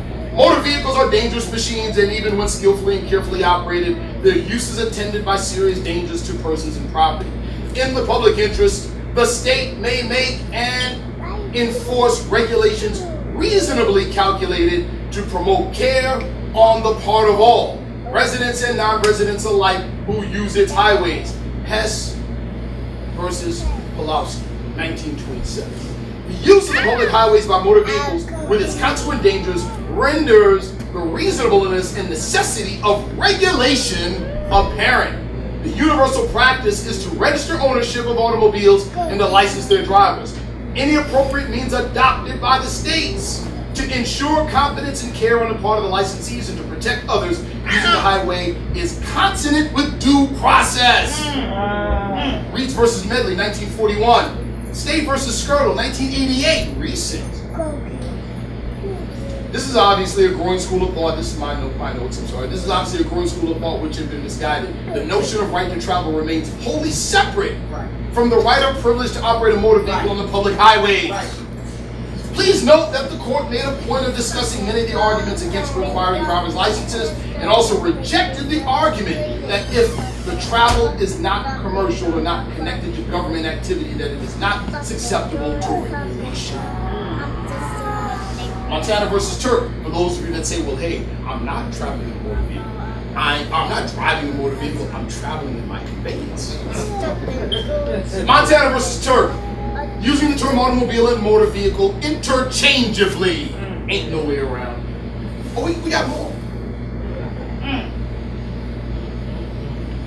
Aptica versus the Secretary of State. The right to travel is not absolute, people. It is well established that the Constitution permits a state. Let me say that again. It is well established that the Constitution permits a state to regulate the operation of motor vehicles on its roads.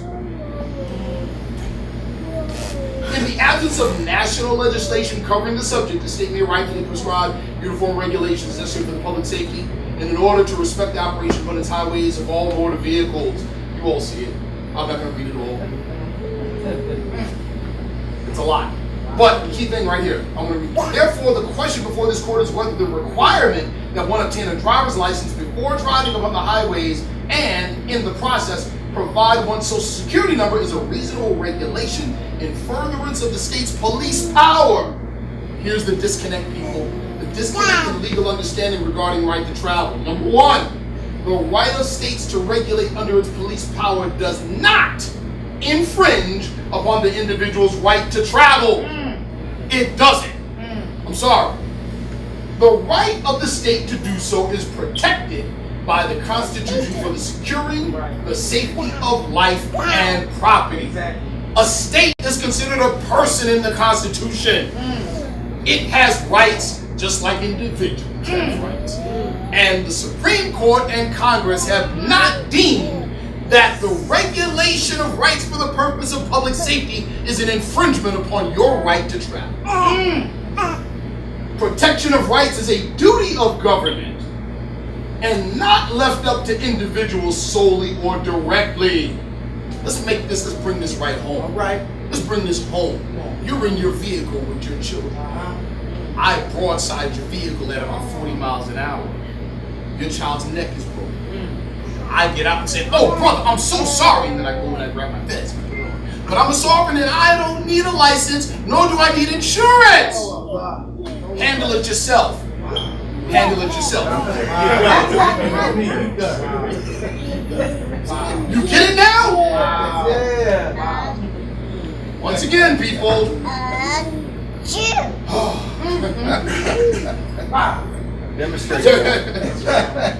There are no rights without responsibility. There are none. There are none. The word freely does not mean absent regulation. It doesn't. Now we're coming to the close. Final warning. And that's what this is. I want everyone to understand here that this lecture constitutes a public declaration that the Moorish Science Temple of America will no longer be passive in dealing with these matters. That's right, brother. Come on. The Moorish Science Temple of America will no longer be passive. That's right. When you look at that symbol on the front of your Come Quran, on. it should let you know something. Come on. That there are strong angels at every gate. That's right, Moore. And you don't see them. Islam. The prophet is quoted as saying, I will use the European to enforce my law. I don't know how true or accurate that is. I will say this. Keep your eyes open. Sir. As the brother attested to, Federal, state, and local law enforcement training and instructions. Shoot on sight. Wow. Anyone they deem connected to the sovereign citizen movement. Once again, like I said, it is a shame that the complexion, and it's perplexing to law enforcement. Trust me, it is. We've talked to them. They're like, how in the world are your people adopting the tactics and the ideology of people that hate you? They hate you. Wow. What's wrong with y'all? But that's okay. We have our orders. All right. Do you know why they're given a shoot on sight order? I'm going to tell you why. I'm going to tell you what a police captain told me personally. You have a stone cold killer gangbang out in the street. You got bodies under it. Does he do it in broad daylight like he can't get arrested? No. Because even though he's out there wrong as two left shoes, he knows that he does not want to get caught and go to jail. Which means in his heart he knows he's wrong. Guess what that means? He can be reformed. Someone who really believes in their heart what they're doing is 100% right cannot be reformed. And in another school of thought, they ask the question. Right? I won't ask you, we all know what it is. Can't be reformed. Gotta be killed. That's why. And then they've had incidences where they pulled over on traffic stops on the highway, Europeans, sovereign citizens, and father and son got out blasted. Wow. That's true. That's true. Why would you want to inherit such a punishment? Wow. Why? Federal, state, and local court systems training. They have training. Law enforcement and court systems. Oh, they have actual training Yes, they do. on sovereign citizens. Like I said, we got away with it about 20 years ago. They didn't have these trainings. But they do now. They do now. Bogus, frivolous legal claims now easily recognized, and they will treat you accordingly. As a matter of fact, you already know what they call us. Or what they call those people that advocate that stuff. What do they call them? Terrorists. Paper terrorists. Paper terrorists. And this is post 9/11, people. Right. You're lucky if you go in front of a local or a state magistrate under these types of things. You're lucky. You might be on your way to Guantanamo Bay. That's right. That's right. Federal, state, and local legislation. Laws passed directly targeting sovereign citizens. I gave you one example in North Carolina. I gave you one example. They understand the political process. Nationality determines political status, and politics always trumps the law. Let me say it again. Politics trumps the law. If you're in the status at law and jurisdiction game, you're in the wrong game. And more importantly, not only is it the wrong game, it has nothing to do with the Moorish Science Temple of America, That's right. with Prophet Noble Drew Ali, That's or right. what he taught. That's right. That's right. Nothing. That's right. Armageddon within the Moorish movement. In other words, in the Bible, in the biblical story of Jesus, Jesus spent 3.5 years in a ministry where he had wanted posters up in the city of Jerusalem. That's right. At a particular point in time in his ministry, what did he do? He did the most gangsterous thing he could have done. He rides broad daylight on the back of a donkey right into the city. Yep. And where's the first place he goes? He goes right to the temple. And what does he do? He puts his foot to every single one of the money changers in the temple. In other words, where did he go first? The temple. What did he do? Clean house in the temple. Yes, he did. That's what he did.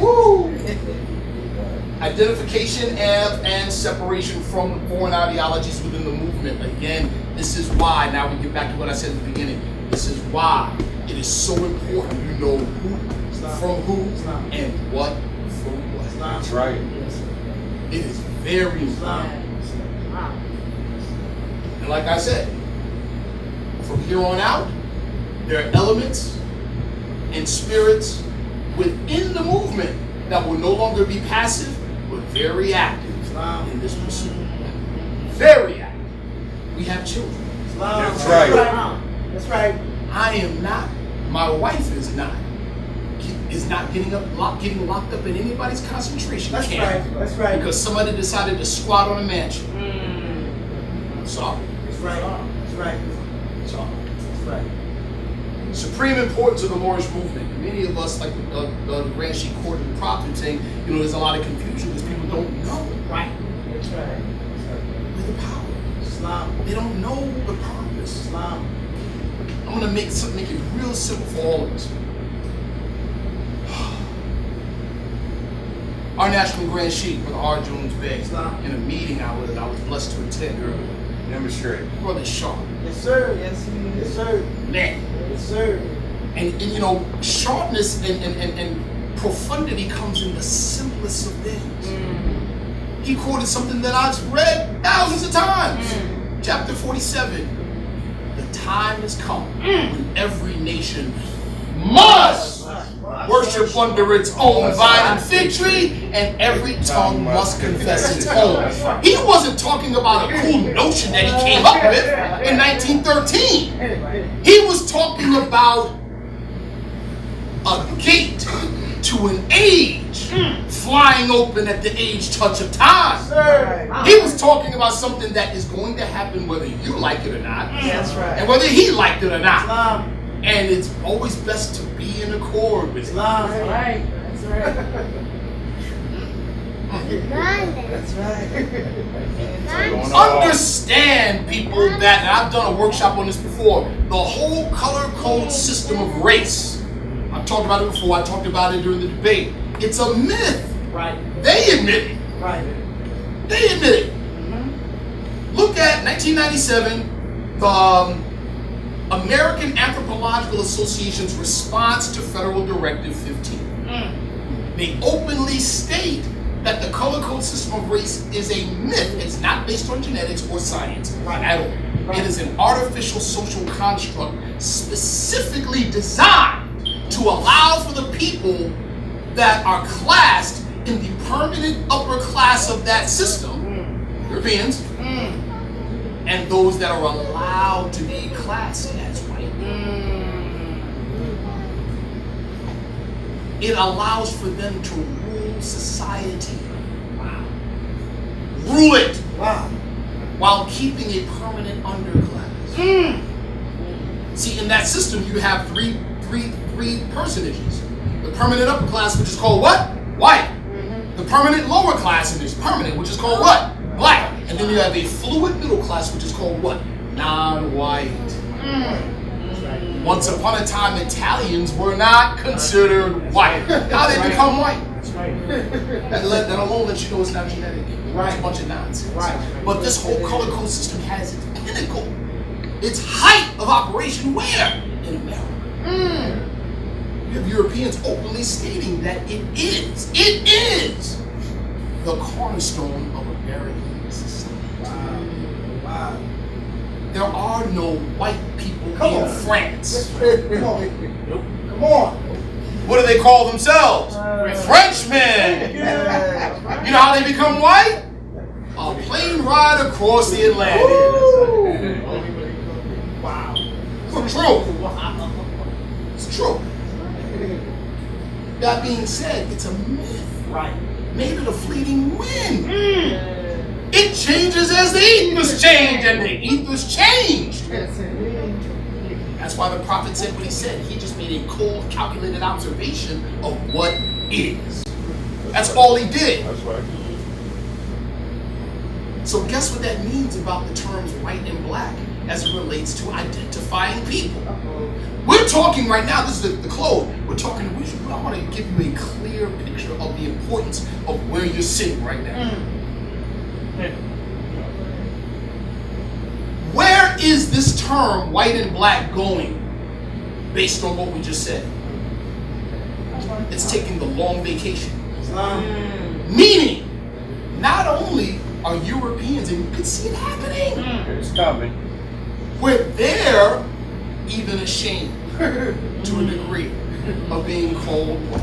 That's right. No, I'm German. That's right. Who knows the biblical story of Jesus on the cross and the robber on the left and the robber on the right?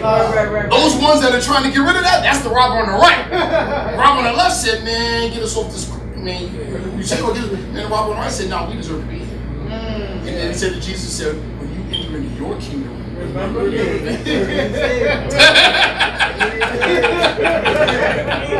He said, remember me. This is what's going on now.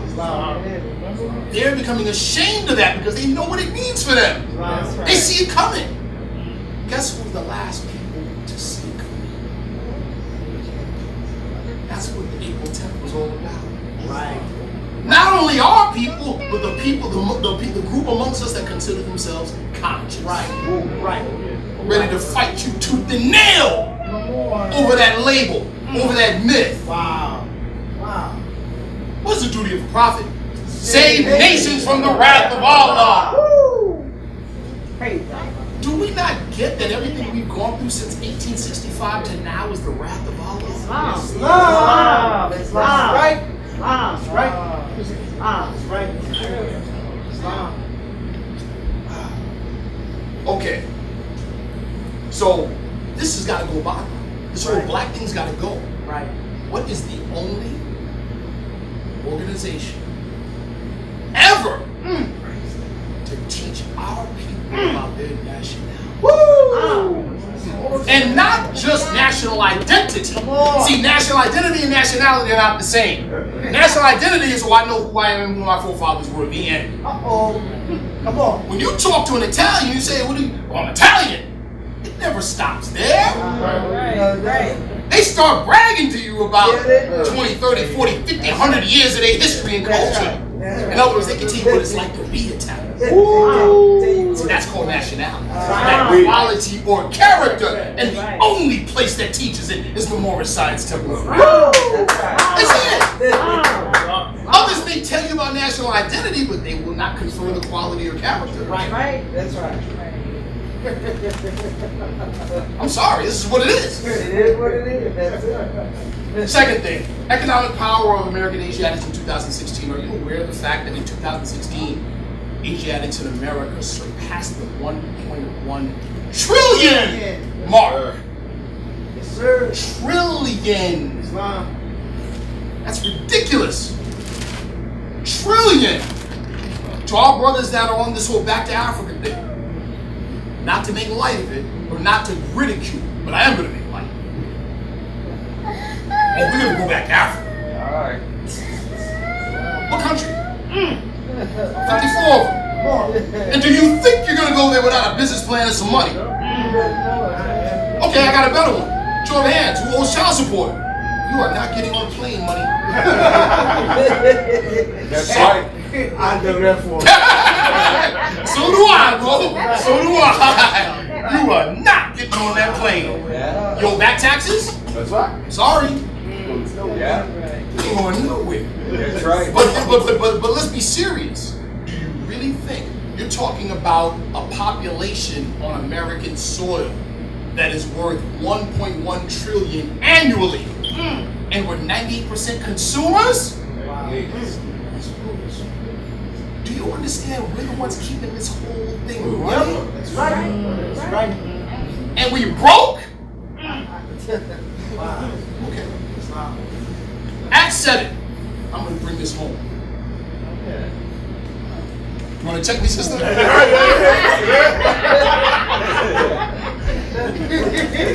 All members must promptly attend the meeting to become a part and parcel of all uplifting acts of the Moorish Science Temple of America. Members must pay their dues and keep in line with all necessities of the Moorish Science Temple of America. Then you're entitled to the name of faithful. Husband, you must support your wife and children. Wife must obey your husband, take care of your children, and look after the duties of your household. Sons and daughters must obey father and mother and be industrious and become a part of the uplifting and fallen humanity. All Moorish Americans must keep their hearts and minds pure with love and their bodies clean with water. It's divine covenant from your holy prophet Noble Drawley, God to his father God. Did I do okay? Come on, brother. Come on, brother. Notice it said what? Members must pay their dues. Come on, brother. You can substitute the our dues with what? Taxes. Come on. How do you think the roads are paid? How do you think your schools operate and your hospitals? Taxes. Taxes. No rights without responsibility. Taxes. Want to know why our schools in the hood are horrible? Now you know why. We don't participate, and we're not allocating the funds. And you see all European, Italian women down at the Common Council losing their mind over a pothole. Why? Because her tax dollars paid for it, prepaid for it, over multiple times. She's following her money. She's like, man, I paid for this thing like 50 times already. It ain't fixed yet. What do? We got potholes in our hood older than our grandmother. We could drive at night without the lights and avoid it, which you know them so well.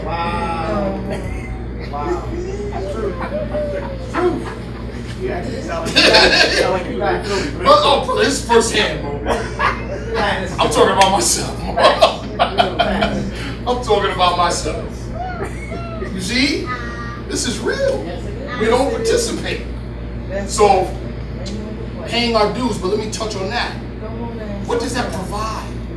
It provides the Moorish Science Temple of America making meetings. Who's going to take us serious if we can't be on time? Come on, brother. Who's going to take us serious if we can't organize? We can't make a meeting. Come on. We want to talk about buying buildings and getting all this other crazy stuff. We can't make a meeting on time. We can't pay 50 cents due. Come on, brother. Come on, brother. Let's go. We are learning how to run government by doing the things it takes to run government in the organization. This is on-the-job training. It's on-the-job training. Yes, it is. Now, Come on, brother. it provides a structure by which finances are funneled and organized. Right. Let's take 5% of that 1.1 trillion. Right. Couple that with the fact, trust me on this, Come on. that every single Asiatic you know, for their survival politically and socially, must walk through that door. Woo! Have to. Have to. Come on. And they will be forced to. Come on. Come on. Watch the news, you can see it. Sir. They will be forced to. Yes, they will. Do you understand what that means? Yeah. They will be forced to walk through the doors Yeah. and you know why they're going to come happy?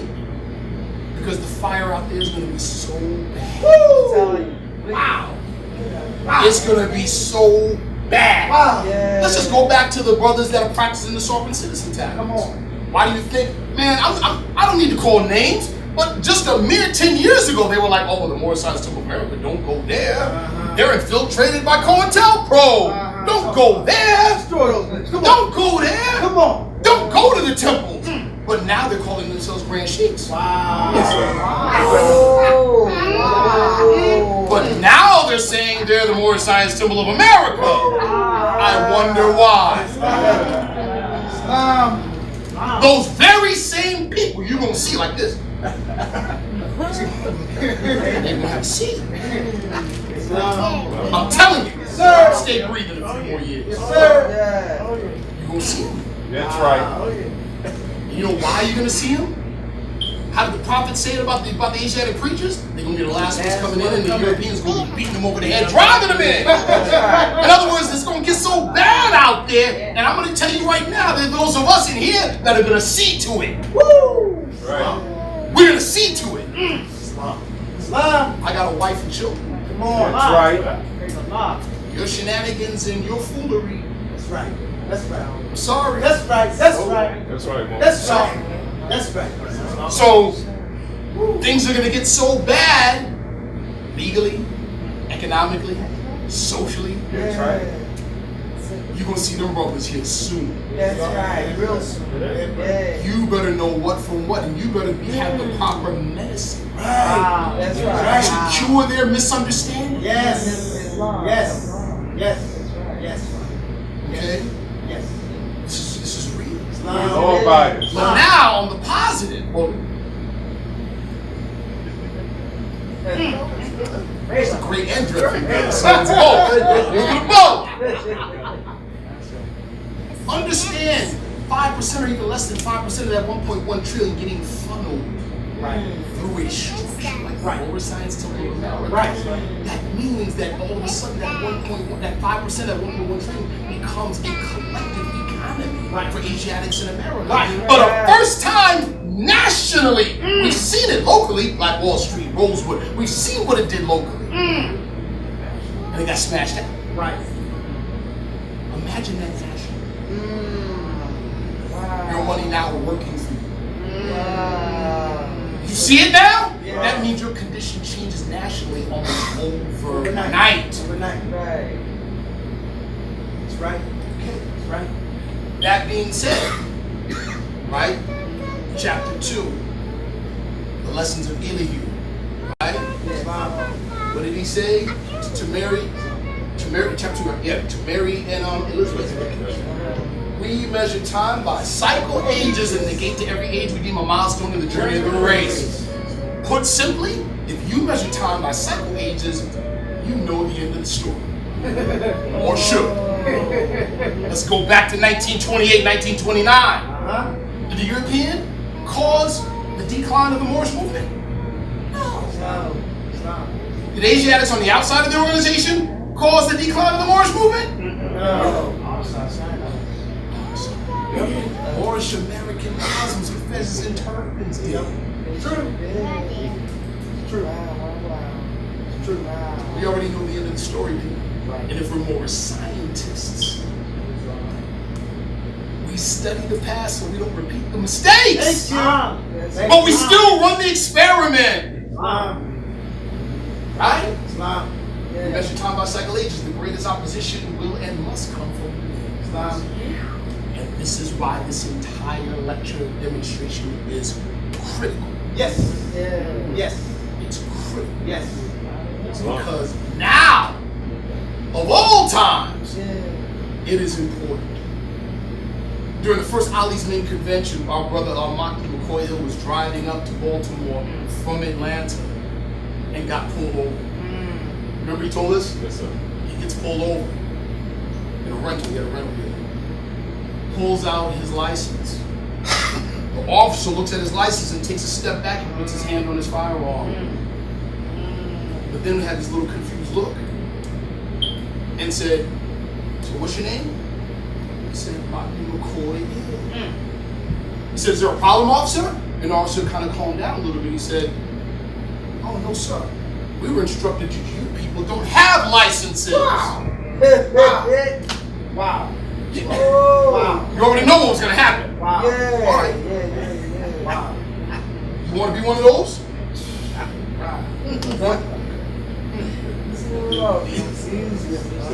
How crazy is that? The officer, again, they're already ready for you. They're already ready. They're already ready. The officer was like, "Oh, what was he thinking?" You already know. To kill him. That's right. This is one of those guys, he might have a firearm, he might, because they don't believe in licensing firearms either. We don't know. See? The greatest opposition will and must come from within. My martial arts instructor taught this, and I quote it often. And it's in line with something the Prophet is reported as saying. Right? One of the biggest things against us is that little red piece of flag between our teeth. Right. My martial arts instructor said it this way: it's better to drink poison than to say the wrong thing. Because if I drink poison, only I die. If I say the wrong thing, I can take the whole nation.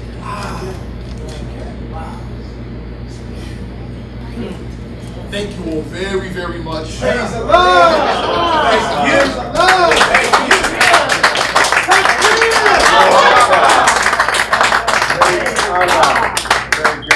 Very good.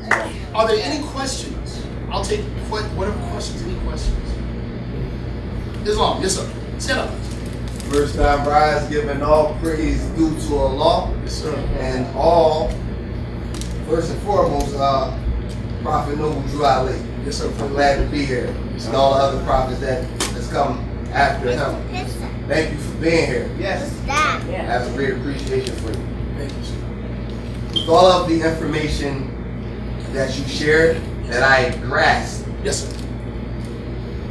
I currently have many things going on with 4 of these corporations. Now I don't know which avenue for sure to take. Yes, sir. I know, but I also have family, Praise the Lord. and so I appreciate Praise the Lord. my freedom on the land. Yes, sir. And so, whatever you might have to help me navigate my way through, I will receive and appreciate. Praise the Lord. Good word, man. Give the brother a hand, please. Brother, I'm going to share with you a conversation a few days ago I had with the wife. We were together dealing with a situation, right? And we were talking about the whole legal thing. And I was like laughing to myself. I was like, I remember, man, a number of years ago, I was in this very same courthouse doing all that wild stuff I used to do, right? And the fact of the matter is I was dead wrong. I was. And I don't know where this came from. But in my head, I was like, well, wait a minute, I'm not convicted yet. So that judge is a public servant. You know what I did, brother? I'm telling you. Maybe I was just blind arrogance. I was an idiot, bro. I was a fool. I can say that in retrospect. I thought I was pretty smart. You know what I did, brother? I wrote a letter Praise to Allah. the judge Yes. about my own case. Not no legal brief, not no challenge to jurisdiction, none of that stuff. I literally wrote a letter to the judge and literally saying, hey, and generally what the letter was saying was, yeah, I'm really not the criminal type. I got a son. We're not gonna blame anybody else for my misguided ideas. I'm gonna blame myself. Right? No lie. Wrote the letter. You know, in terms of court, especially criminal court, judges and the attorneys discuss the cases the day before. So I went right. So I went to the clerk, that judge's clerk's office, went right to her with the letter, and said, could you put this in case file number ... for Judge so-and-so? She said, no problem. Now mind you, I thought she was gonna say, who are you with? She said, no problem. Okay. I went to court 2 days later.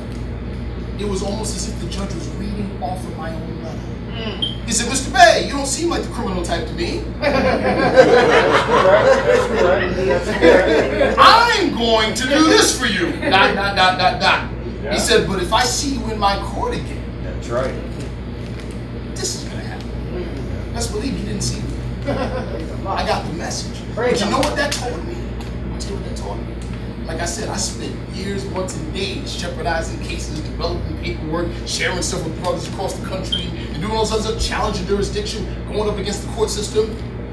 And it hit me. All I had to do was That's be right. responsible. That's right. Be responsible. How many show of hands have ever just been an observer in criminal court and watched? Do you feel like crying? When you see how our people are dealt with, but it's not just, let me be real, it ain't just the system's fault or the people running the system's fault. There's something to be said about decorum. There's something to be said about respect of society. When you go in there and you see our brothers in there looking crazy. Yeah. That's right. See, there's one thing about being a warrior. Come on, brother. A warrior survives on any battlefront. You're not a warrior if you can bang out on the street with the hammer, but you can't balance a checkbook. The enemy don't gotta fire one shot, and it's a wrap for you. You understand? Yes. We gotta know how to code switch and be appropriate. You know what the battle outfit is on the street? We know what it is on the street. What is it in the courtroom? Come on, brother. You would be surprised. Am I right, huh? That's right. Islam. An intelligent Surprised. You'd be surprised. Little simple things. You know, in the business world, we call them soft skills. We call them soft skills in the business world, right? But little simple things like that. Right. I would, if I were you, this is what I would do. It can't hurt. I would literally write a letter. What you just expressed was the medicine. Islam. It was the spirit and the intent of the individual that they can't read when they're processing hundreds of Asiatics like cattle every day. Right. You see what I'm saying? Secondly, is almost none of our people are there with anyone socially speaking for their character. That's right. Yes. I fell into court advocacy in the early 2000s. Fell into it because there's a brother of mine, you know, that he belonged to the Strange Street organization. And when I moved back to Syracuse, New York City, he got into some trouble and got violated on probation. He's a good guy, but he's hot-headed, kicked somebody's door in, and got violated. And he asked me to help. I wrote a letter to the judge and gave it to his attorney. And I said, well, this brother's a good friend of mine, an advocate. He spends X amount of time at my business, contributing time to you. He has a newborn daughter. And the situation was that the place he was staying at, he was staying with this particular person, and they changed the locks and kept his stuff. So he kicked the door open. Kind of just lost his head. Gave it to the attorney gave it to the judge. The judge said on the record, upon the recommendation of Mr. N.I.L. Bay, I am going to reinstate you on probation. That's right. But if I see you again, by the time you get out of jail, your daughter will be walking. Wow. Yes, sir. I haven't yet filed any petitions. I recently lost my business about 2.5 months ago based upon PennDOT, Philadelphia Parking Authority Taxi Limousine Division, the Chester County Police Department, as well as one more of those corporations. However it is, I'm currently without my business, which means I'm currently without my employment, which means I'm currently without a way to feed my daughter. Yes, sir. And so I could either not file any petitions and just take all of that loss and somehow recover. I'm sure I will, but God willing. Outside of that, anything Here we go, brother. Again, our people have been so used to, the prophet said, take your place in the affairs of nations. Meaning participate. What the problem is for generations, our people have learned to live without government. Because we treat government like we're roaches and government's a kangaroo. Instead of government being an equal business partner. And then more so, being employees of us. And we can talk to it at any time. Right. At any time. This is my point. Right? Also, too, nationality is not an individual thing. It's not a packet of paperwork and a pat on the backside. Right. That's not what it is. Nationality is like being in a gang. If you talk to me and then talk to my brother, you might as well be talking to me. You see what I'm saying? I have people that will speak for me. That's right. What I would suggest directly is there's a brother here at this temple, besides the Grand Sheikh himself, that's influential. Or Brother R. Hopkins Bey, I would suggest you speak to him and talk to him about your situation. Brother R. Hopkins Bey works for the state in government. You see what I'm saying? This is how, now the city, praise the Lord. This is how this thing works, brother. We're used to operating outside of it by ourselves, naked. Europeans don't do that. The matter is decided before they walk in the building. Right. This is how we play. That's right. You see what I'm saying, brother? You have the right heart. You just now need the right direction. And there's a family here that will guide you that way. Praise the Lord. Shukran, mashallah. Yes, sir. Yes, sir. Yes, sir. First I want to ask you all praise to Allah.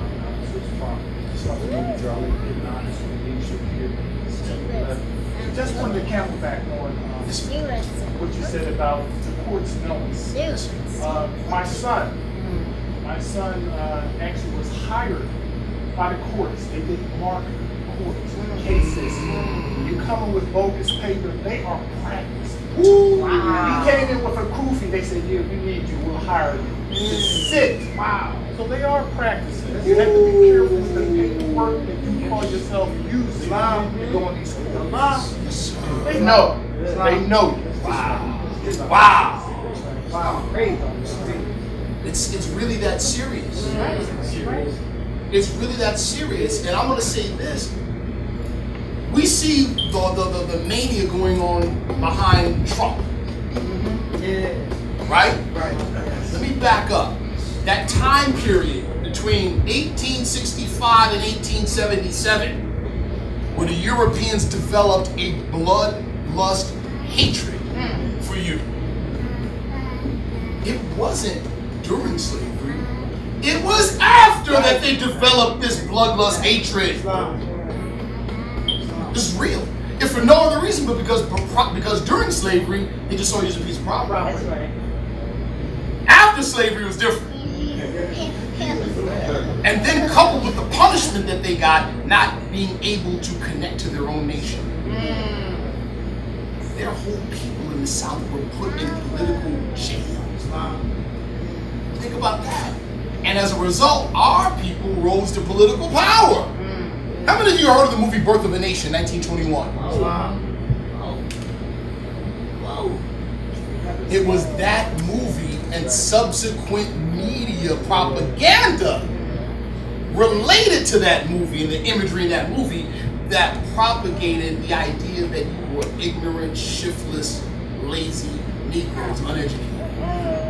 It was that movie, and it was when? 1921, during the heyday of the Second Secret Civil War against our people in the South.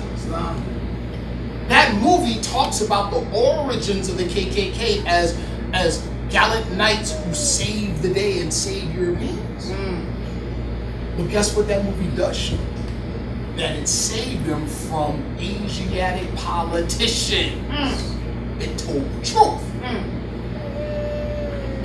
It saved them from Asiatic politicians. Now, what was the purpose of the KKK and the Red Shirts and the White League? To restore, matter of fact, I'll just give you the words. The Red Shirts and the White League were armed branches of the Democratic Party. Their objective was to protect the white vote and to restore white political power in the South. In short, to do what? Make America white again. You hear them saying it today. You hear them doing it today in the state of Alabama. Just last year, the governor signs law that closes scores of Department of Motor Vehicle offices in predominantly Asiatic neighborhoods. And then, first, he passes very, very strict state voter ID laws. Then closes all the DMVs in their neighborhoods.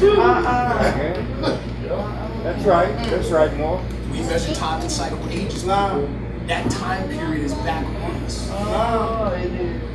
Those Europeans are openly saying, we're going to make America white again. This is different. We know because of our prophets coming that this is no longer dress rehearsal. That's right. When that whole white moniker goes, it's gone. And it's leaving now. Which is why you see thousands of Europeans joining white supremacist organizations. And these white supremacist organizations are now trying to give an air of respectability. This is why you see it now. They are openly saying that we white people are the minority and we must preserve That's right. white culture. That's right. But the term white is a myth. Right. Right. It's going. Right. This is where we are right now. If there was any time that was super crucial about this movement, it's now. Critical. Islam. Arise, giving all praise due to Allah. And high honors to His holy and divine prophet. That's right, Mo. Well, you mentioned that with respect to the Americanization of the Prophet's movement, but he also laid the foundations for a Moorish colony. So could you put that into some type of perspective as it relates to, you rightly said that the Moorish Science Temple of America is not its own government. Yes. How does that reconcile with the Prophet and the Praise foundation Allah. of the Moorish Praise Allah. colony? Thank you.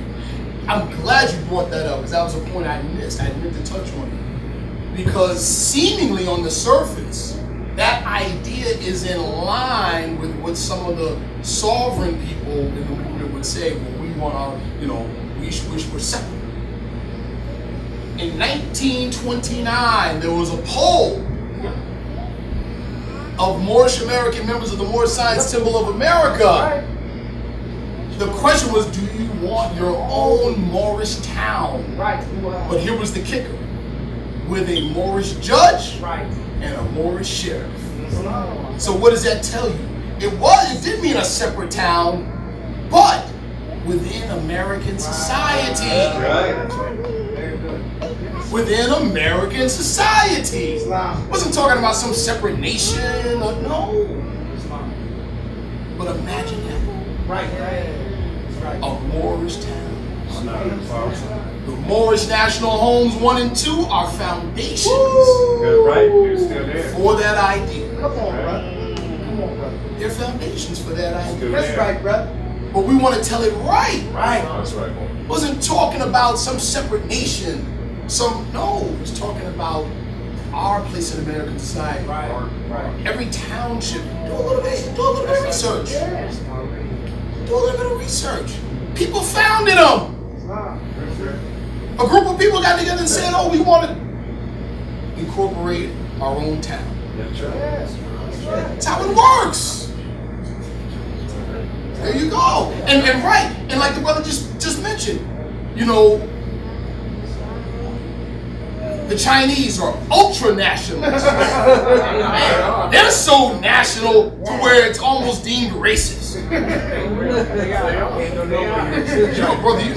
I know you know. Because I know. The Chinese are ultra nationalists. They bring China wherever they go. Praise Allah. Let me show you how this works. My martial arts instructor, almost all prominent Chinese, especially in the China towns, belong to what's called a feng tui in Chinese. It is a family association. It is a corporate version of the clan social structure. We know the story. Their great-great-grandparents came over. Grandfather came over, worked his fingers to the bone to make enough money to bring his wife.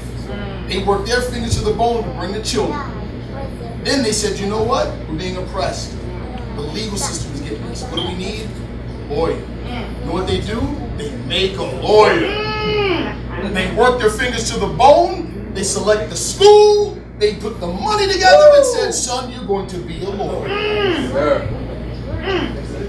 You're going to be a businessman. You're going to be this. And a generation later, granddad and his progeny now are in command of 4 or 5 businesses. And they work together collectively. Didn't the prophet say Moors live close together? Wasn't it a standard in the Moorish Science Temple of America during the time of the prophet that every temple be connected to a business? Yes. Yes. So we can employ the members and Yes. provide economy. Yes. And so that the dues didn't, or paying of dues were not a burden on us for the operation of the temple. It's the same thing. So I'm going to talk a little bit about economics in regards to nationality versus part exchange. Woo! Thank you, brother. Thank you, brother. Most of us don't know how to make money. Be honest. That brother does. And I know the grand sheep does. Most of us don't know how to make money. Now, you may have heard what I'm about to say if you've ever sat in on a multi-level marketing business meeting. You may have heard this before.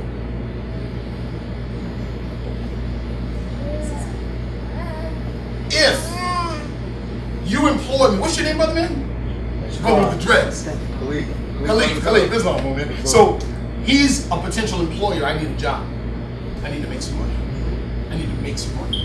I go to this brother. He owns a $1 million corporation. He's a millionaire. His children are going to inherit that corporation. They're going to be millionaires. Right. I go to that brother and I say, listen, brother, I need a job. He says, okay. What's your skill set? My skill set is this. He says, I have a place for that. I believe your skill set, an hour's worth of your time and your skill set is worth 10 of my dollars. I say, I agree. He says, deal, I'm hired. What am I doing now? I am exchanging an hour of my time for 10 of his dollars. Right. That is not making money. Come on, right? Nope. Come on. Because to get another $10, what do I have to do? Exchange another hour. That's called at par exchange. That keeps me right here. Wow. That is not gain. That is not making money. Come on. That is an at par exchange based on our agreement. I agreed. He made an offer that 1 hour of my labor was worth 10 of his dollars. Right. Quid pro quo. Right. That's not making money. Come on, brother. Let's demonstrate how to make some money. Uh-oh. We have a community of 3 right here. All right. All 3 are broke. Nope. Except that sister right there is a hustler. I know because she's wearing my favorite color. That sister right there is the hustler. So she came back to the community and said, what I did, I went out and shined, or I got my little hustle on and I got $1. Wow. And everybody said, wow. But instead of, because they're a community, they love each other. Right. And they understand the principle of love and unity. Yes. They didn't do what most of us do. Give me that $1. They didn't do that. Share that $1. Right. They didn't do that. Right. You know what they said? Share the hustle. Woo! Right. Share the hustle. Come on. They said share the hustle. Right? What does she do? Loans the $1 to you. You go hustle. You make $1. Right? Same goes for him. Now the community, at first they had no dollars, now they have what? $3. Because she came up with the hustle, you all trust her. Wow. On top of the fact that you love and trust her anyway. Right. What do? Give her. Now she has $3. What does she do with that 3? Comes back with 6. Puts 3 in her pocket. Gives you 3. You duplicate it. Gives you 3. You duplicate it. How many dollars now? 12. Get it? This is how, now mind you, how many times did that circulate? Twice. Do you know in Black Wall Street in Tulsa, Oklahoma, $1 circulated up to from 56 to 100 times before it left? That's right. That's called making money. Woo! That's right. That's making money. Right. It's not done by yourself. Right. It's done with the community. Right. And it's done with community principles. Right. Nationality. Nationality. Because the only unification factor in society is nationality. Right. That is the unification factor. That's what unifies the Arabs and the Palestinians in the community. Islam. That's what unifies the Koreans who sell you the hair products. Islam. Nationality. Right. That's right. Tell you a quick story. When we were who's with us?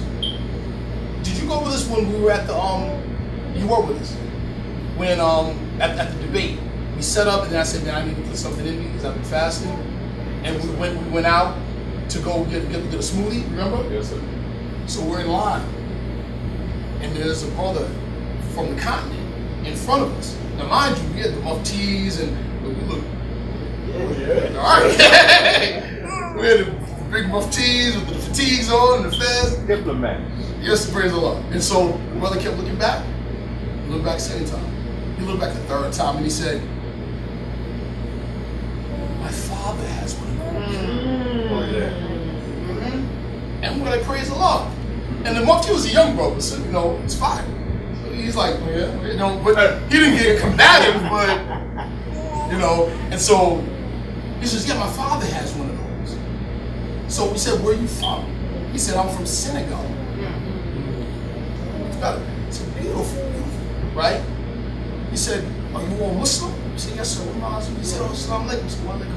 So then I stepped in, I spoke, I said, you from where? He said, from Senegal. And I brought the brother Chismil up. I said, brother Chismil, come meet the brother. He's from Senegal. Right? He said, oh, Assalamu alaikum. He said, wa alaikum salam. And so the young mufti, you know, he's fiery. He got absurd himself. He goes, yeah, we're Moorish Americans, we're Moors. And the brother said, oh yeah, I'm Mora. Sure did. He said, yes, he said, I'm Mora. Just like that. And then he did this to the young brother and kissed his hand. Wow. But here's what was deeper than that. After he did all of that and was smiling because he saw the fezzes and everything, he said, here's my brother's number and his address to his shop down the street. Wow. Go see him. In other words, what?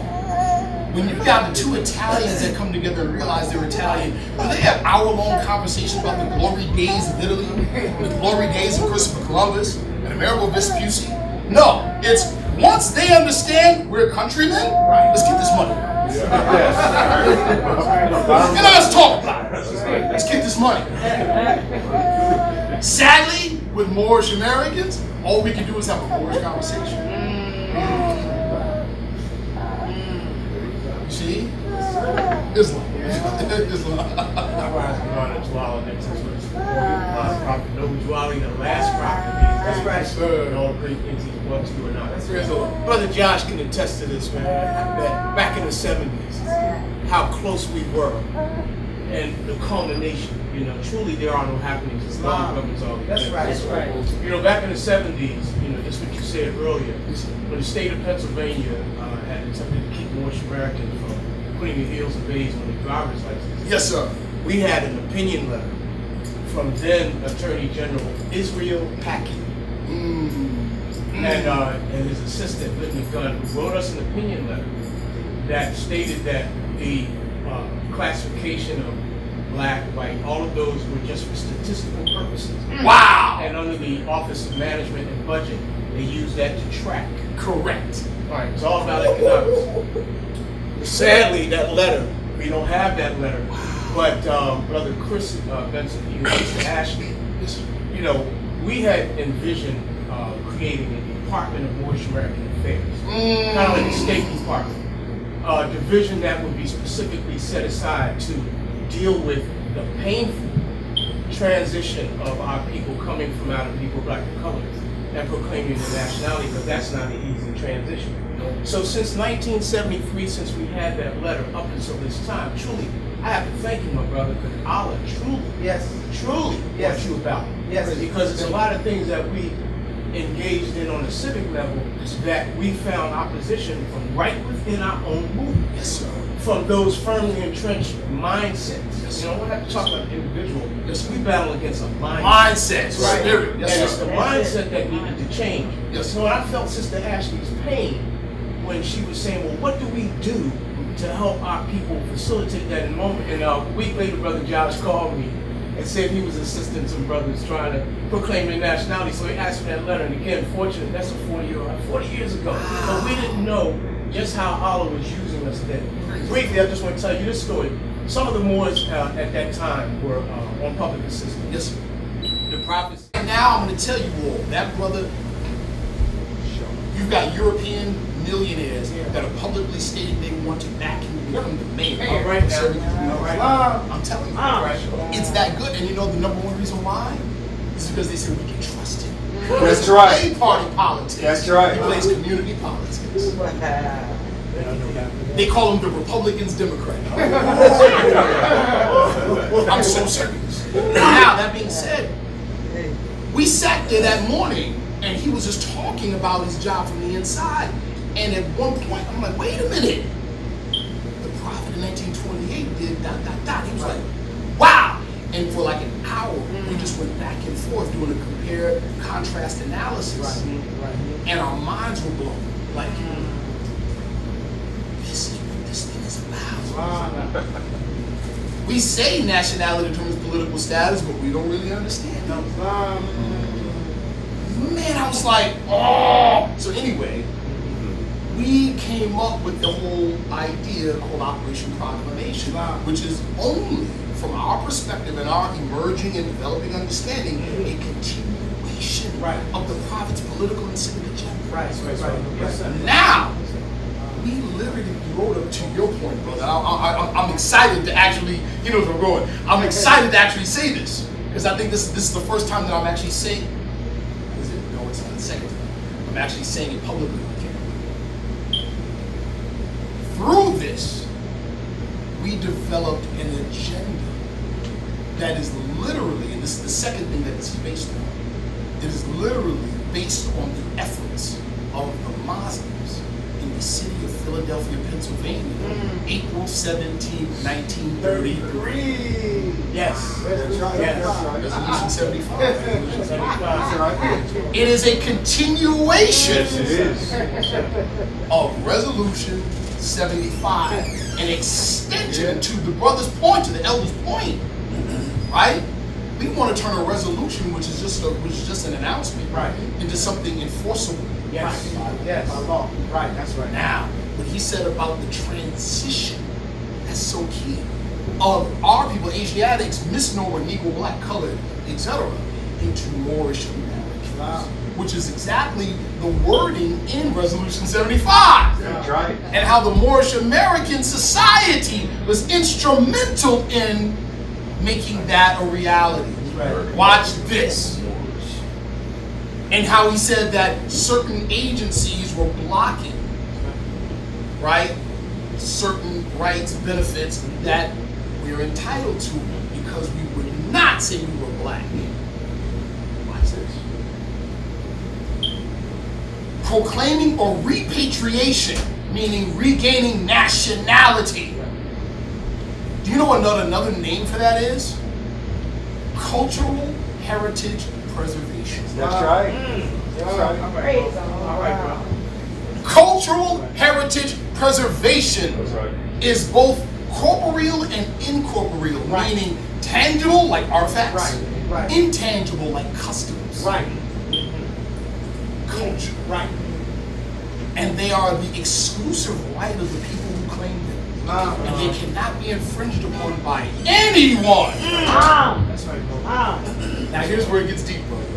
Do you know in law what cultural heritage preservation falls under? Refugee resettlement. Now you know why you got our brothers from East Africa that come over here without 2 nickels to rub together. Sponsored over here by other agencies. A year to 2 years later, got businesses, good homes, cars, and they ain't on welfare. Because there's finance allotted to cultural heritage. Now I'm going to show you where it gets even deeper. Come on. Imagine, like I said about those Europeans that helped out that judge in North Carolina. Imagine a piece of legislation was written to address the issue of cultural heritage preservation. The people who are entitled and who are in possession of said cultural heritage are the ones that define it. That's right. Right? That's right. Violations or deprivation of cultural heritage, you all have seen it. This organization does not discriminate against race, sex, creed, or national origin. It's punishable by federal law. That's right. That's correct. Start to see where this is going? Yes, sir. But who determines? Does the federal government determine what is Moorish American cultural heritage? No, we do. Say it again? We do. Isn't that a way to now, from the inside, police the aberrant ideas from the top down? Woo! Isn't that the way once such legislation is written and passed? Right. Isn't that the way to get all of the forms changed on the bureaucratic? Yes. No more. In other words, will it say no longer say black? No, it'll have the option. Now you'll have the choice. Remember the last Matrix, Matrix Revolutions? At the very end, when the Oracle was sitting in the park, and the architect came strolling, said, "You play a dangerous game." Said, "Change always is." Right? And then he walks away. She says, "What about the others?" He said, "What others?" She said, "The ones that want out." He said, "Of course they'll be free." She goes, "Do I have your word?" He said, "What do you think I am, human?" But what's the point? The point is, if they want out, they have the option. They have the option. I want to say that such legislation is already written. We wrote it in 2013. That's right. It's called the Moorish American Cultural Heritage Preservation Act. It is already written. That's right. Now is the strategy to get it. And we did 2.5 years ago. We did a test run and we opened the doors up. That's right. In 1864, October 4th through the 7th, 1864, there was a conference held of Asiatic leaders, over 500 of them. Because the whole issue at the close of the Civil War is, what are we going to do with the Asiatics? They said, you know what, we're going to decide what we do with ourselves. And they formed, they had a convention of colored peoples, right? Colored men in Syracuse, New York. That's right. They drafted a document called the Declaration of Rights and Grievances. And it got introduced to Congress. This name will resonate with some of you. The chairman of the conference was a man by the name of Pascal Beverly Randolph. In his speech, we have the speech, he accurately predicted 100 years ahead Martin Luther King's March on Washington. Steve. Now, we found this, me and the brother Khalid, we did this research a number of years ago. We found this information. A lot of people in Syracuse didn't know. Oh, by the way, real quick, in that convention, there was another Asiatic preacher by the name of Henry Garnett. He was a member of he was connected in some kind of way with the African Colonization Society. He was kind of a firebrand. I'm quoting him. He went off on some people because they were a little nervous, because he literally said, "We need a Negro nationality." Wow. Wow. He said it in the convention. Yes. And then he gave an example. He said, how is it that, he goes, because they traveled abroad. He said, how is it that the Irish treat us the way they do here? But when you go to their old country, they treat us like kings and queens. What could change them? By a boat ride. You know what he said? It has to be the unbridled savagery of American politics. Wow. He understood the connection between nationality and political status. Henry Garnett was his name. But anyway, what we did when we did the research, we had planned to do a reenactment, and that's still on the book. We're still on the plans. What we did is we slightly tweaked their document.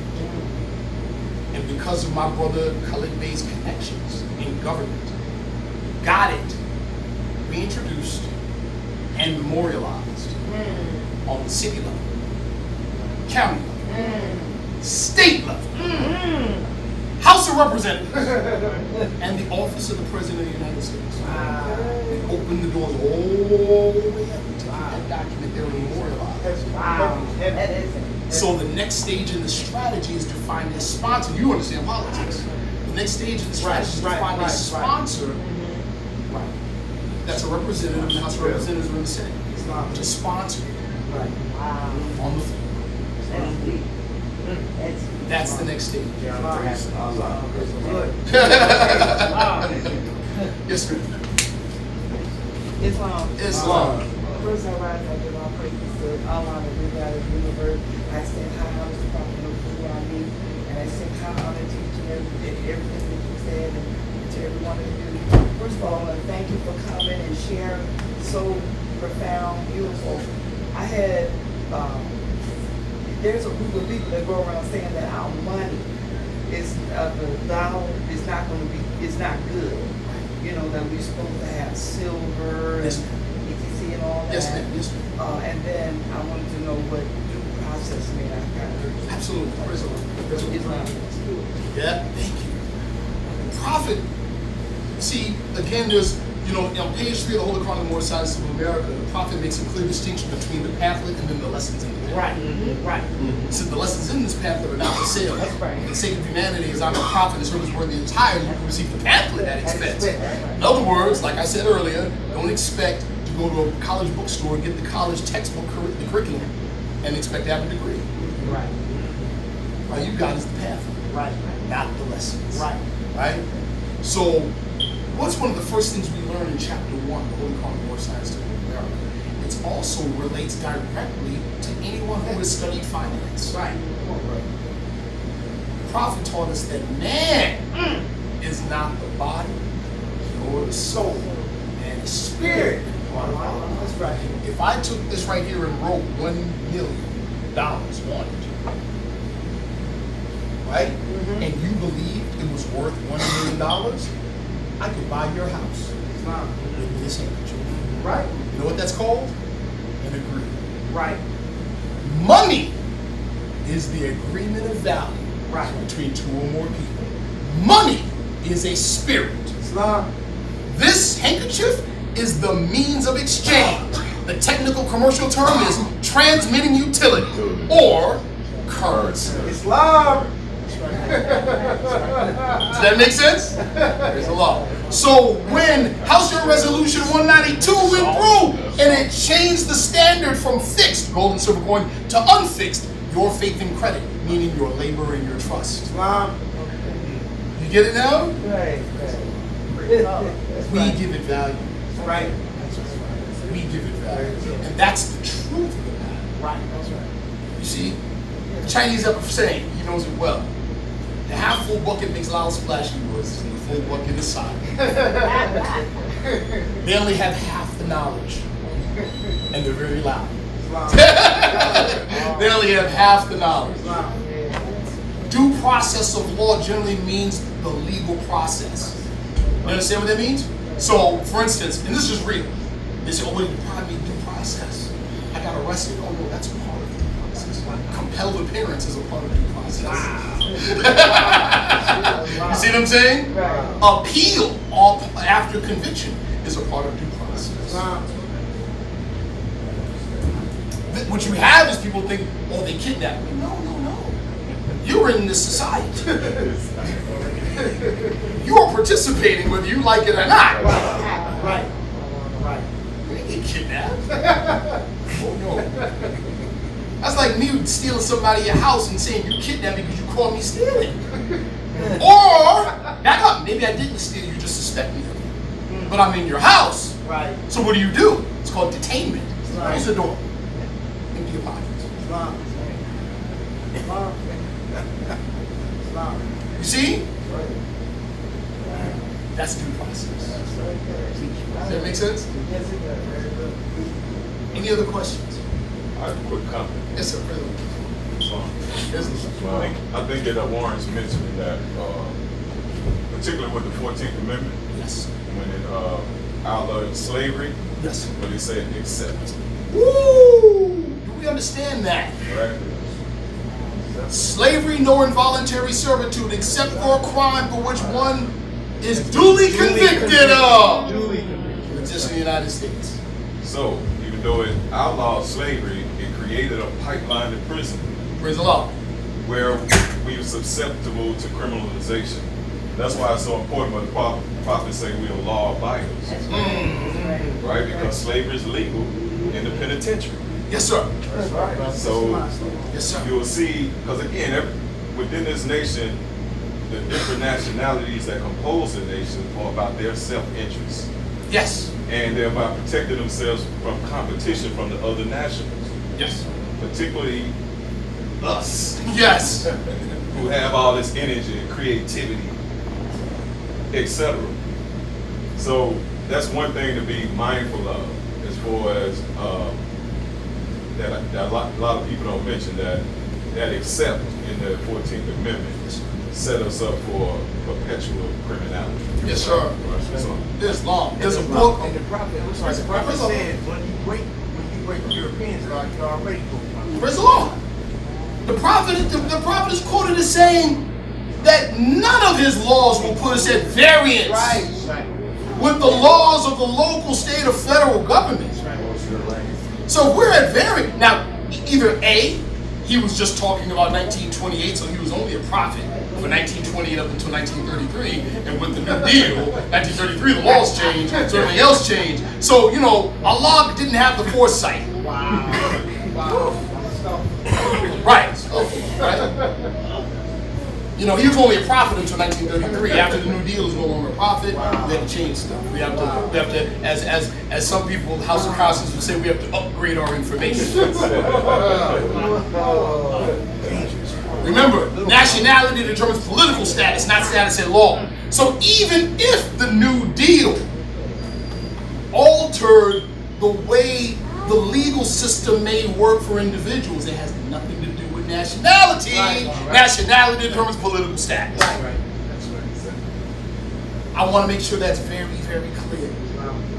It's nothing to do with it. See? Nothing to do. And point of information. People say, well, yeah, the Republic, 1933 ended the Republic, and now we're in a democracy, and the democracy is the highest form of military government, blah, blah, blah, blah, blah. Maybe. But let's be very accurate. I want to be very, very accurate. What people call a republic is not a government. They're talking about there is a Republican form of government. We're still in it. Believe it or not. Right. Democracy is a principle within a Republican form of government. Right. It is not a separate type of government. Right.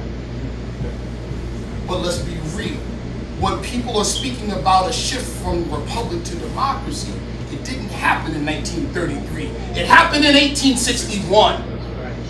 It happened in 1861 when the South pulled away from the Union, which created the state of emergency. And the War Powers Act was enacted. Prior to that, the President of the United States was not considered at the same time Commander-in-Chief of the Armed Forces. Now he is. Because it was only a cessation of hostilities. Do you know how wars are ended? How was World War II ended? A treaty. Thank you. It was a surrender. There were terms, and it was a treaty. Show me the treaty that ended the Civil War.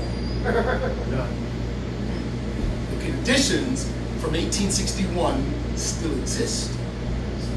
See? The so-called republic that the sovereigns talk about started in 1861.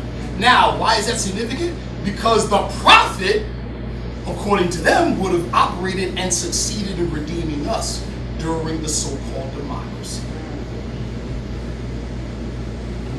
So either he didn't save us or he did. Which one? You see what I'm saying? They said, well, no, but in 1933, no, 1861. Let's make it real. 1861. So the prophet was operating with the government, participating in governmental affairs, participating as part of the sovereign power through the political process during that time. That's right. So we have no excuse. We can't run the excuse of, well, after the prophet left the scene in 1929, then you had the crash, and then you had the New Deal in 1933, and that changed everything. We can't use that as an excuse. Does that make sense? Yes, sir. Yes, sir. Islam. Islam. First I rise, giving praise to Allah, honor to his prophet, noble Drew Ali, honor to the past, present, future leadership of the Moorish Science Temple of America, honors where honors due, honors to each and every one of you. Islam. First I wanted to kind of walk with brother about writing a letter to the judge, because that happened to me too. In my case, my ignorance was like almost like a blessing. Praise the Lord. I had no idea what I was doing. I didn't know about challenging jurisdiction or any of that other stuff. In fact, I identified myself as just Z, like just a letter, And I wrote the judge, and he sent me back something called a notice of hearing. And at the bottom of it, it said, they were inviting me to the court to discuss what I put in the letter. And it said, please govern yourself accordingly. Now, I had no idea what that meant, other than I couldn't go in there talking about rights and all these different things. I had to go in there from an approach of being humble and looking to work with someone toward getting a result. So just agreeing with you, it works. Praise the Lord. Praise the Lord. But you got to be sincere and ask Allah for the best guidance. Allah will guide you the best in what to do. Praise the Lord. The other thing, and this always happens, that you ask me about the temple, I get up and I want to tell a story. Praise Allah. Money. The sister asked you about yes, sir. Money, and we give value to things all the time. If I'm a butcher and my brother is barefoot, but he's a carpenter, I can slaughter some beef and give some leather to my brother who's the cobbler. Right. Who can make some shoes for my brother who's the carpenter. Correct. And he could build a barn to go over top of my cattle. Praise the Lord. So I feel like if we're building with each other, it's obvious. There's an obvious what's a good word? There's an obvious void that needs to be filled. Yes. And we all have the potential to fill that void for each other. Praise the Lord. Praise Allah for that. There was a case, and I can't recall specifically, but a brother, I think he ran a stop sign or something, and he came to the judge and he says, "Well, I don't have any money, but I have chicken feed." Yes, sir. So he's like, "Well, I can't pay the fine and money, but I have like all this chicken feed." Yes, sir. So the judge is like, "Do whatever you want. This is the amount. However you want to pay is up to you." So he took that literally and came to the courthouse with these bags of chicken feed to pay his court fines. Wow. And then when the clerk of court were like, "Well, we can't accept this." Well, no, here's the minutes. In the transcript, the judge said, "Bring whatever you want." So having an understanding of money and what currency really is important when you understand that you put the value on things that you want. Yes, sir.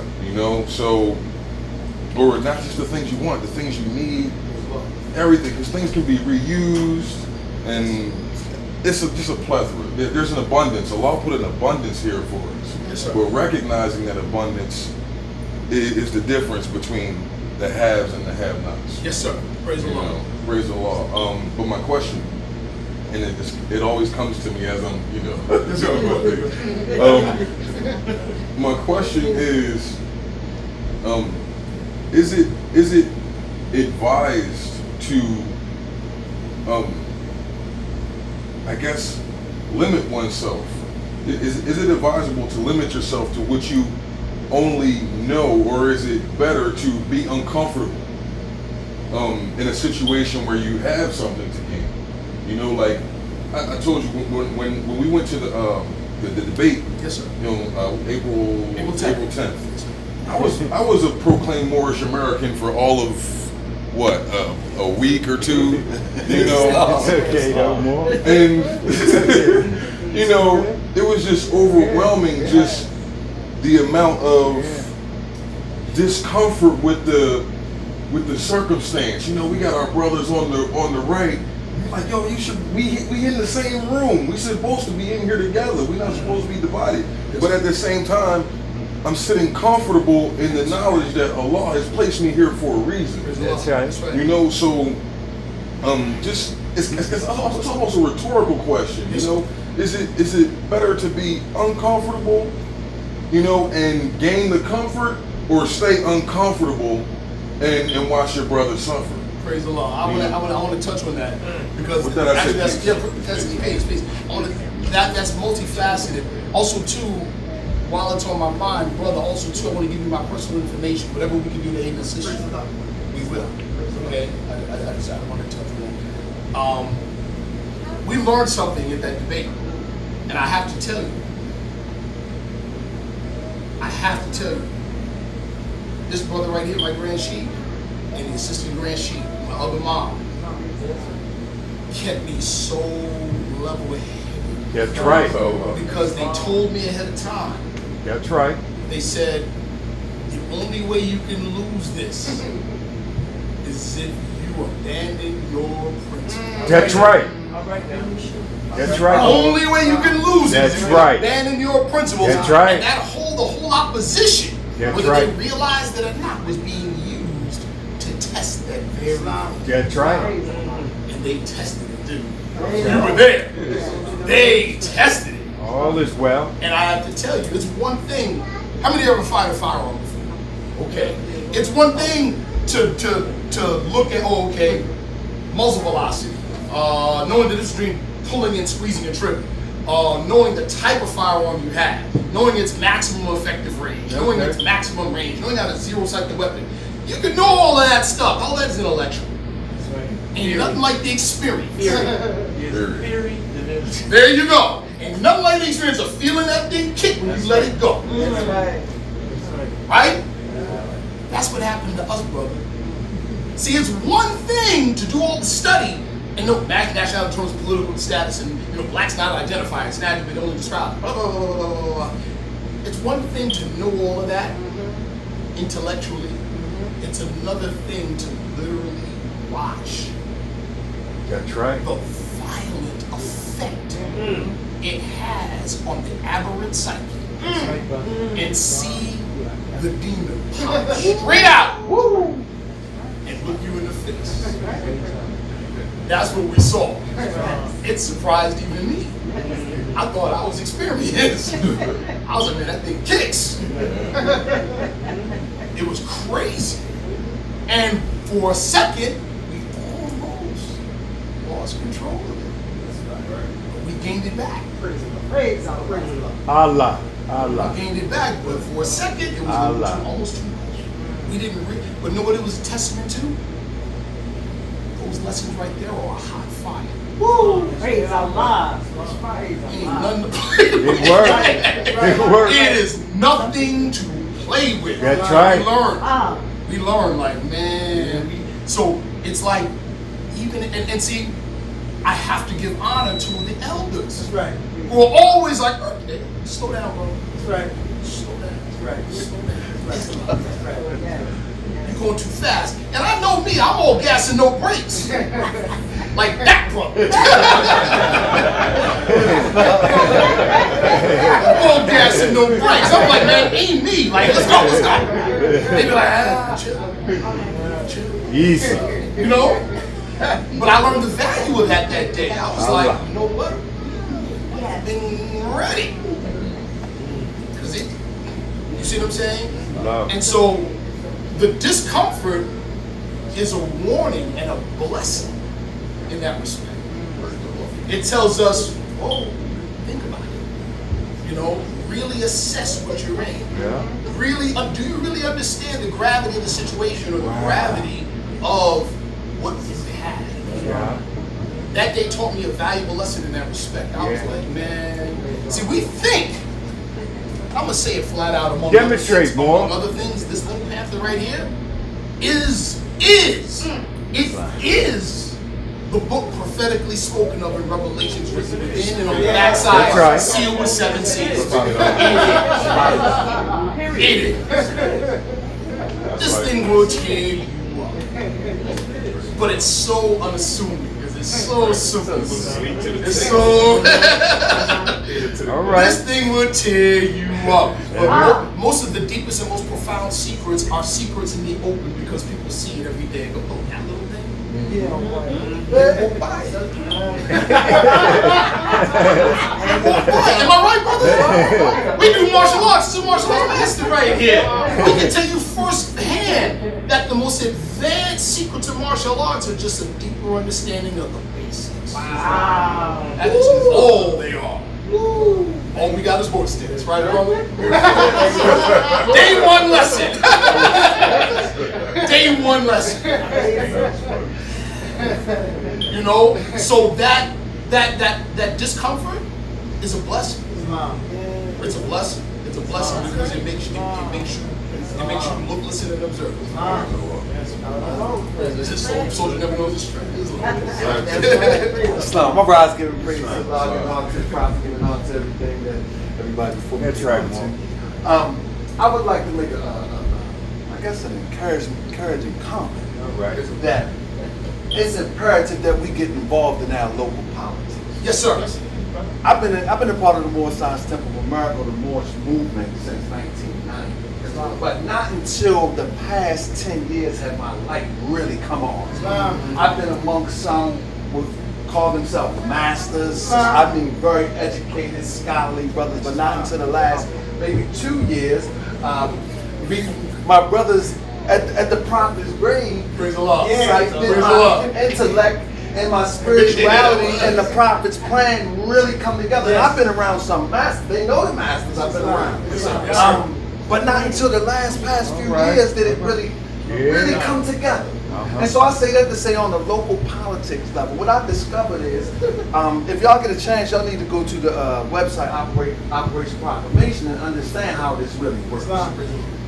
Talking to the brothers, I come to find out that, hold up, the Prophet Noble Drew Ali has had a plan in motion since he it's been in motion, but we have been neglecting to live in the plan. So listen to the brothers. I gotta get it a test run because we're scientists. So in Baltimore is a different type of city. That's right. Yes, sir. Yes, sir. Baltimore got all types of Moors. Yes, sir. You got and y'all can walk with me. You got hyphenated Moors, you got hyphenated prophets, all types of Moors. Go ahead, Moore. But very rarely do you find a prophet's Moor. Very rarely do you find Moors on the high road. And so I become the one that I feel as though I'm always fighting the Moor that's in the middle road or on the low road. But what I come to see that being around the brothers, particularly Ali's men, I've tested the program. All right. I'm in the streets all the time. My son right here can tell you I'm in and out the house. I'm working. The other day they was doing the news thing on the Freddie Gray. I was putting in, I do home improvement and property management. I was putting in a window, I didn't even seal it. I said, let me go down here and get me some footage and see what's going on down here at North Pennsylvania Avenue. Okay. My point is this, while I was down there, I was asking people, everybody was like, this is not right, they're not going to find nobody guilty. And everybody that I would talk to, I would say, you know, this is reactive. We have to become proactive. We have to become proactive. And this is how we become proactive. What happens is, do you know the district that we live in? This is the conversation I'm having with regular, everyday, acting off emotion people, our people. Do you know that we live in District 12? Do you even know that this is the 12th district? Do you know how many votes just got the person in office? Do you know it was only 1,100 votes that got the person in office, and the person that was in office doesn't even have a Wikipedia, doesn't even have a website? Do you even know the person's name? Wow. I say, you know, if we come together, you know, and I use the brother Sharif thing, how many people you have in your phone? That's right. Do you know that we can take over this district and every district in Baltimore City? Correct. The only one that we'll have a problem with will maybe what they call Jewtown, because they control theirs. And then it's a Pakistani area, and then it's a Greek area. You notice what I'm saying? Pakistani, Israel, and Greek. These are different nationalities. So if we can take over every little area, all we have to do is understand what's the win margin. Fight for the win margin. That's it. So what I'm saying is this. That's it. What I'm saying is this, brother. All of us in here are going to respective corners of Philadelphia, Maryland, New York, whatever the case may be. Start to study the politics and understand the win margin is not that big. It's just not. It's really not that big. It's just not. And when I listen to the brother Ali Men and the brother Lasana Tunaville send me information to the email, I'm like, whoa, this is this easy? Right. I'm telling you, it's very basic and very easy. Understand the politics, your local politics, and you can actually leadership and take over that district overnight. Those funds, in Baltimore, I'm going to say this in another. Yes, sir. They gave away free trash cans to every household within Baltimore City. My argument was they're giving away trash cans because they don't know what to do with the money. That's fact. They're buying trash cans. We have trash cans. We personally have our own trash cans. Right. They have bought trash cans for every household in Baltimore City because they don't know what to do with the money, and nobody is asking for the money. Baby. So I'm saying, in your town, they're probably fixing up a road that you probably never drive on. That's right. That don't even need to be fixed. They're probably fixing something with your money, and you don't even know what's going on with your money. So we need to start to involve ourselves in local politics. That's right. You don't have to be a scholar. You don't have to be super educated. All you have to do is have an interest in your earthly salvation. Study the prophet. Study brothers like this. Go on the website. Whatever you do, local politics is the key. And we can turn this around overnight. Praise Allah. To the brother's point, first and foremost, like I showed you at the beginning of this lecture, that's exactly what prophet. See, what is the win-loss margin in your district? 1,100. Meaning, okay, I did this at the debate. I do this. My wife can tell you I do this locally. Drug dealer, ex-drug dealer, somebody in the community. It doesn't matter. Especially if the idea is that you have influence over a large number of people. Pull out your cell phone. How many people can you pull up 100 people in your contacts that you have enough influence over, positive, that if you said vote this way because I said so, they would do it. Oh yes, for sure. Okay, if I find 10 people like that in this room, how many votes is that? 1,000. What was the win-loss margin, brother? That means you control the politics in your district. What does that mean? Let me tell you the difference between government and politics. Government is management. You run a household? Who's running the household? Then you understand government because you understand how to manage a household. That's a fact. Politics is the extended public relations campaign between the managers and the people that hire them, which is who? You. That's what politics is. Why is politics so dirty? Because what are the people managing? Your money. Politics is dirty because politics decides who puts their hands on the money. I don't need the money in my pocket if I can control when, how, where, and with whom it's spent. It's still my money, it's just in your pocket. You get it now? Government is management. Managing of what? The public pie. The private agencies, the private guilds that are contracted by government. It's illegal for private guilds to handle public money unless by the consent of the public. Right. If you're not at the table saying how it's okay, it's going to get managed, and so are you. We're not participating, right? And like the brother said, it is that easy. Just because on the south side of Syracuse in the 4th district, we control a minimum of 1,000 votes based on that very thing, just like that. The mayor caught wind of it. Now we have a seat on an advisory board at the mayor's office. Politics trumps the law. In a recent situation, I want to bring this up because I know what's happening in Philadelphia. In a recent situation, we have a consolidation effort of the county trying to swallow the city. It's called gentrification. Want to know why it's happening in every urban center in the country? History lesson. What happened in the 60s? Civil rights. Yes, thank you, bro. Civil rights. Our people becoming more politically astute, involving themselves more, coupled with the riots and the threat of violence or whatever, just like you see now with so-called gang violence being inflated on the news. Gun violence in urban centers. Who's been doing all the complaints, calling us animals? The suburbanites. But the suburbanites have a business interest in the urban center. In the 60s, what did they do? White flight, took off to the suburbs. Took the money with them. Said, let those Negroes kill each other. Didn't quite happen. But now what do you have? All the urban centers across the country are disproportionately us. All the suburbs are disproportionately them, but they still have business interests in the urban center. What does that mean politically? Politically, it means you're the majority in the urban center. So all you need to do is mobilizing, organizing, politicizing you only overnight. They're like, no, we gotta dilute the voting pool. So they're moving back in to take the early turn before you figure it out. Is the prophet prophetic or what? Yes, sir. Prophet's prophetic. You see what I'm saying? Man, to that point, and I have to leave. But, you know, Philadelphia Moors, I'm running for. Yes, he is. And that's why I was waiting for it.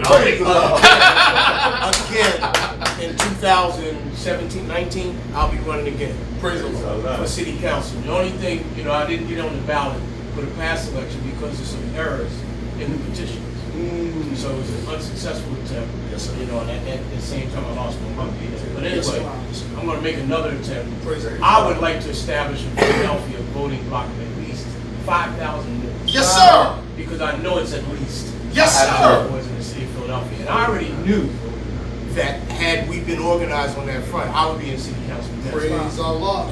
But I tell the people, when I was walking, getting my petition signed, I would listen to how the people would complain about your city council members not doing this and that. And I would tell them, I said, well, these are people you keep electing every 4 years. You keep putting these same people back in office. That's right. But if you really want conditions to change, first thing you got to change is the way you think. Right. Yes, sir. There's an old joke. What's the difference between ignorance and apathy? The answer is, I don't know, I don't care. And that is the problem with Asiatics in America, Asiatics in the inner cities, that they're ignorant and they're apathetic. That's right. They don't want to know, and they won't admit that they won't admit. So, like I said, that's the thing that I want to do in 2 more years. We're going to establish a voting block. And it's easy. That's right. Brother Syracuse, it's easy. It's easy. But we need unity on that level, and we know what we can do once we get in there. And this is what they're afraid of. So when they see feathers and turbans, like I said, in city council, yes, sir. That's right. My council person, Darryl Clark, he was shook up. Yeah. He shook up when he Yes, seen sir. wars, and then when they found out that Thomas Gill was they rallied to make sure, I got wind of some stuff that they're doing. This is what the prophet was talking about in the insufficiency of knowledge. Yes, sir. He said, how many connivance? That's right. How many things are done wrong? I'm not That's talking right. by the decree and the council and the right. connivance of the law. So these are the things that we're dealing with. Yes. We got to help. A sheik told me years ago when I first came to the temple, 16 years old when I came to the temple, brother told me, he said, Moors are responsible for exposing the ripoff. Yes, sir. Anything we see wrong in this state government, we are responsible. Yes, sir. For exposing it and changing it. Yes, sir. And that's our charge. Praise so the Lord. Man, thank you for this, man. Yes, sir. I have to join you because I Got your back. Got your back. Before you leave, I want to say this really quick. We're dedicated. We will come. And we will come on our own dime and aid and assist in organizing. We'll go to the. I know I can depend on that. Praise the Lord. All right. Yes, sir. Hey. Yes, sir, President. Yes. Really quick. This is kind of off topic. But this is the principle of one family, chapter 25. The children, one father, by his care. Go on the chapters. We have a saying in the Chinese martial arts community. The Chinese term is Moldam, which means martial society is one family. And it means that because it doesn't say a different style is the same family. The martial society. Why do we say martial society? Because martial means military. What is the purpose of the military? To support the local politics, to enforce it. That's what it means. Meaning the military people are the people, they're elite, but they're not elite because they say they're elite. They're elite because they're willing to put their flesh on the line so that everyone else can enjoy the rights and liberties that they enjoy. That's right. The peace of society. Dependent on justice. And so the people that are willing to put their flesh on the line for everyone else are considered military people, military minded. And we're elite because we're willing to make that sacrifice.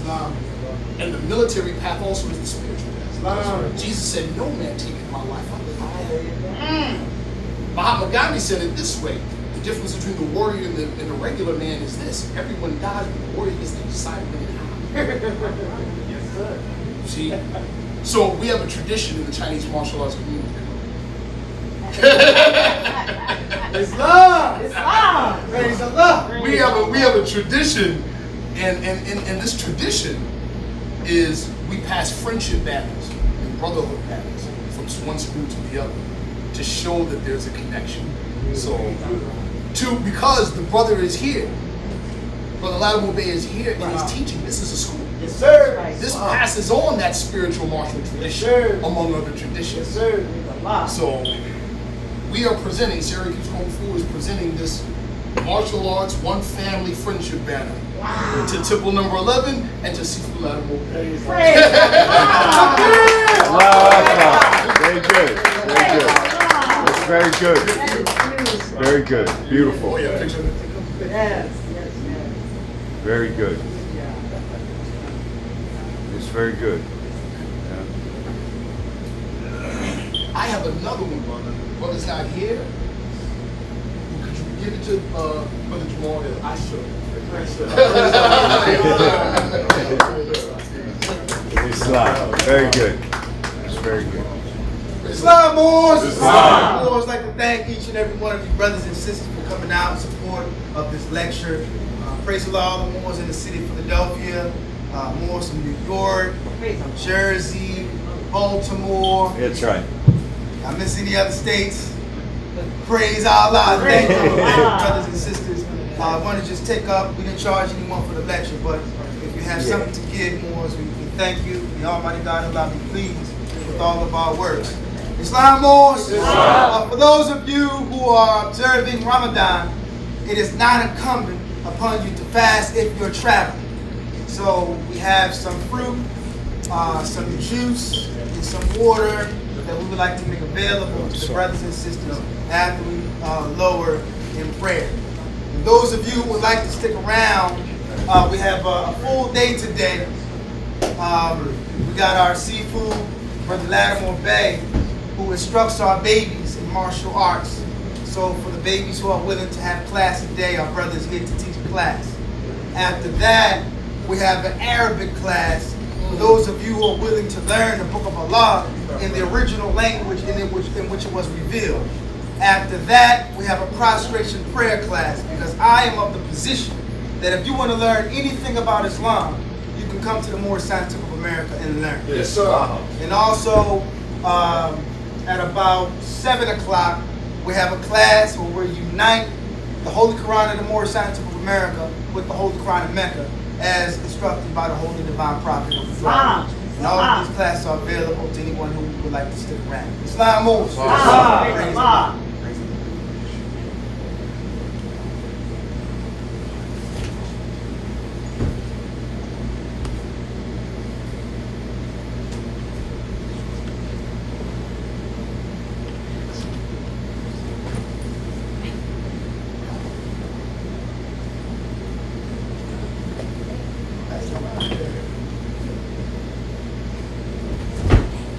Moors, we'd like to send a hearty thank you to our dear brother, Brother S. Anil Bay. Did a wonderful job. You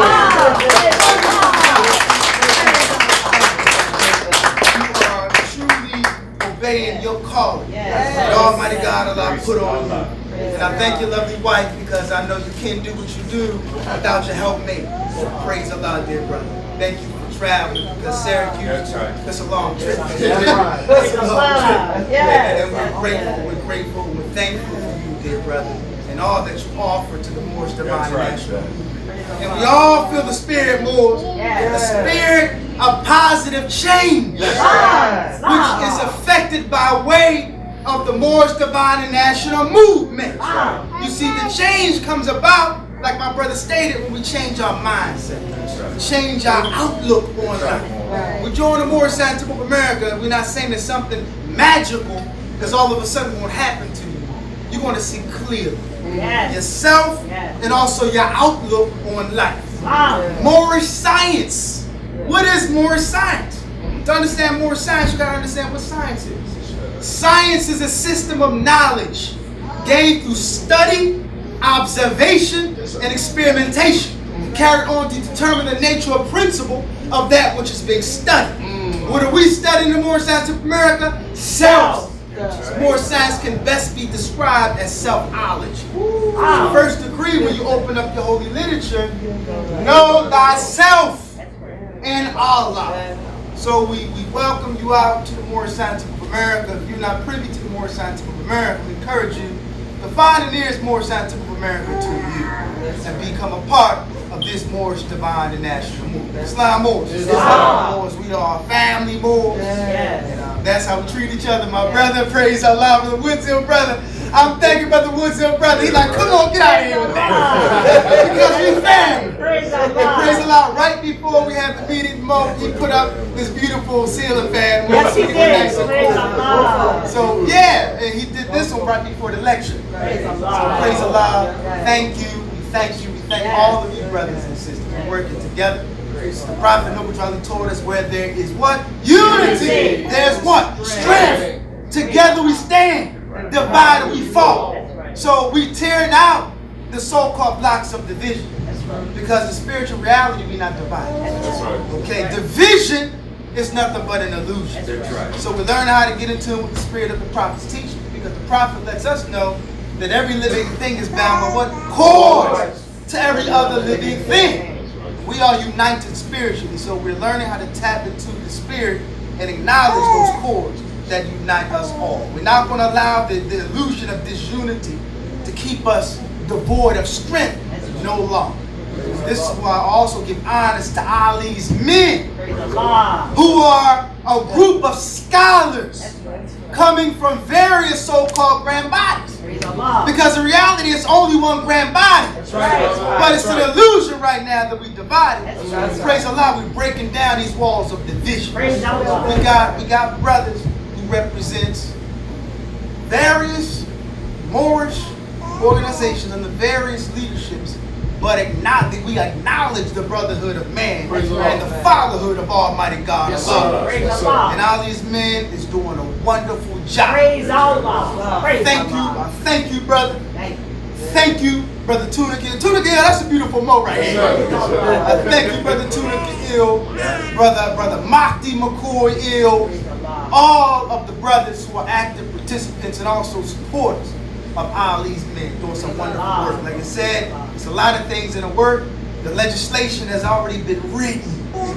We got to get in harmony with each other. We can't keep fighting each other. We can't stay divided no longer. We got to rally around that flag that's over 50,000 years old. The folly, that has been declared out. So right now, Moors, with this presentation, we're establishing an orthodox that you know exactly what it means to be a Moorish American. And what's not. We have to declare that. That's our job. Because the Prophet sent out divine plea, not to divine ministers, not to grand sheiks. The Prophet sent out divine plea to all Moorish Americans to do their part in protecting the Prophet and the temple. So the brother's doing his part. And I acknowledge that. And I love you, Mo. Love you so much, Mo. And the work that you're doing is so inspiring. Yes, it is. Inspiring. So, Moors, let's keep up the great work. Praise Allah. Thank you all for your donations. May Allah be pleased. And let us close out with the Moorish American prayer. Let's all rise and face the east. For all those who wish to pray with us, please raise 5 fingers on the left hand, 2 on the right, feet placed at a 45-degree angle. For all those who do not wish to pray with us, please remain in silent benediction while we recite the Moorish American prayer. Sister Grand Sheikh, could you please lead us in prayer? Islam. Allah, the Father of the universe. Allah, the Father of the universe. The Father of love. The Father of love. Truth. Peace. Freedom. And justice. Allah is my protector. My guide. And my salvation. By night and by day. Through His holy prophet. Through Ali. Amen. Praise Allah.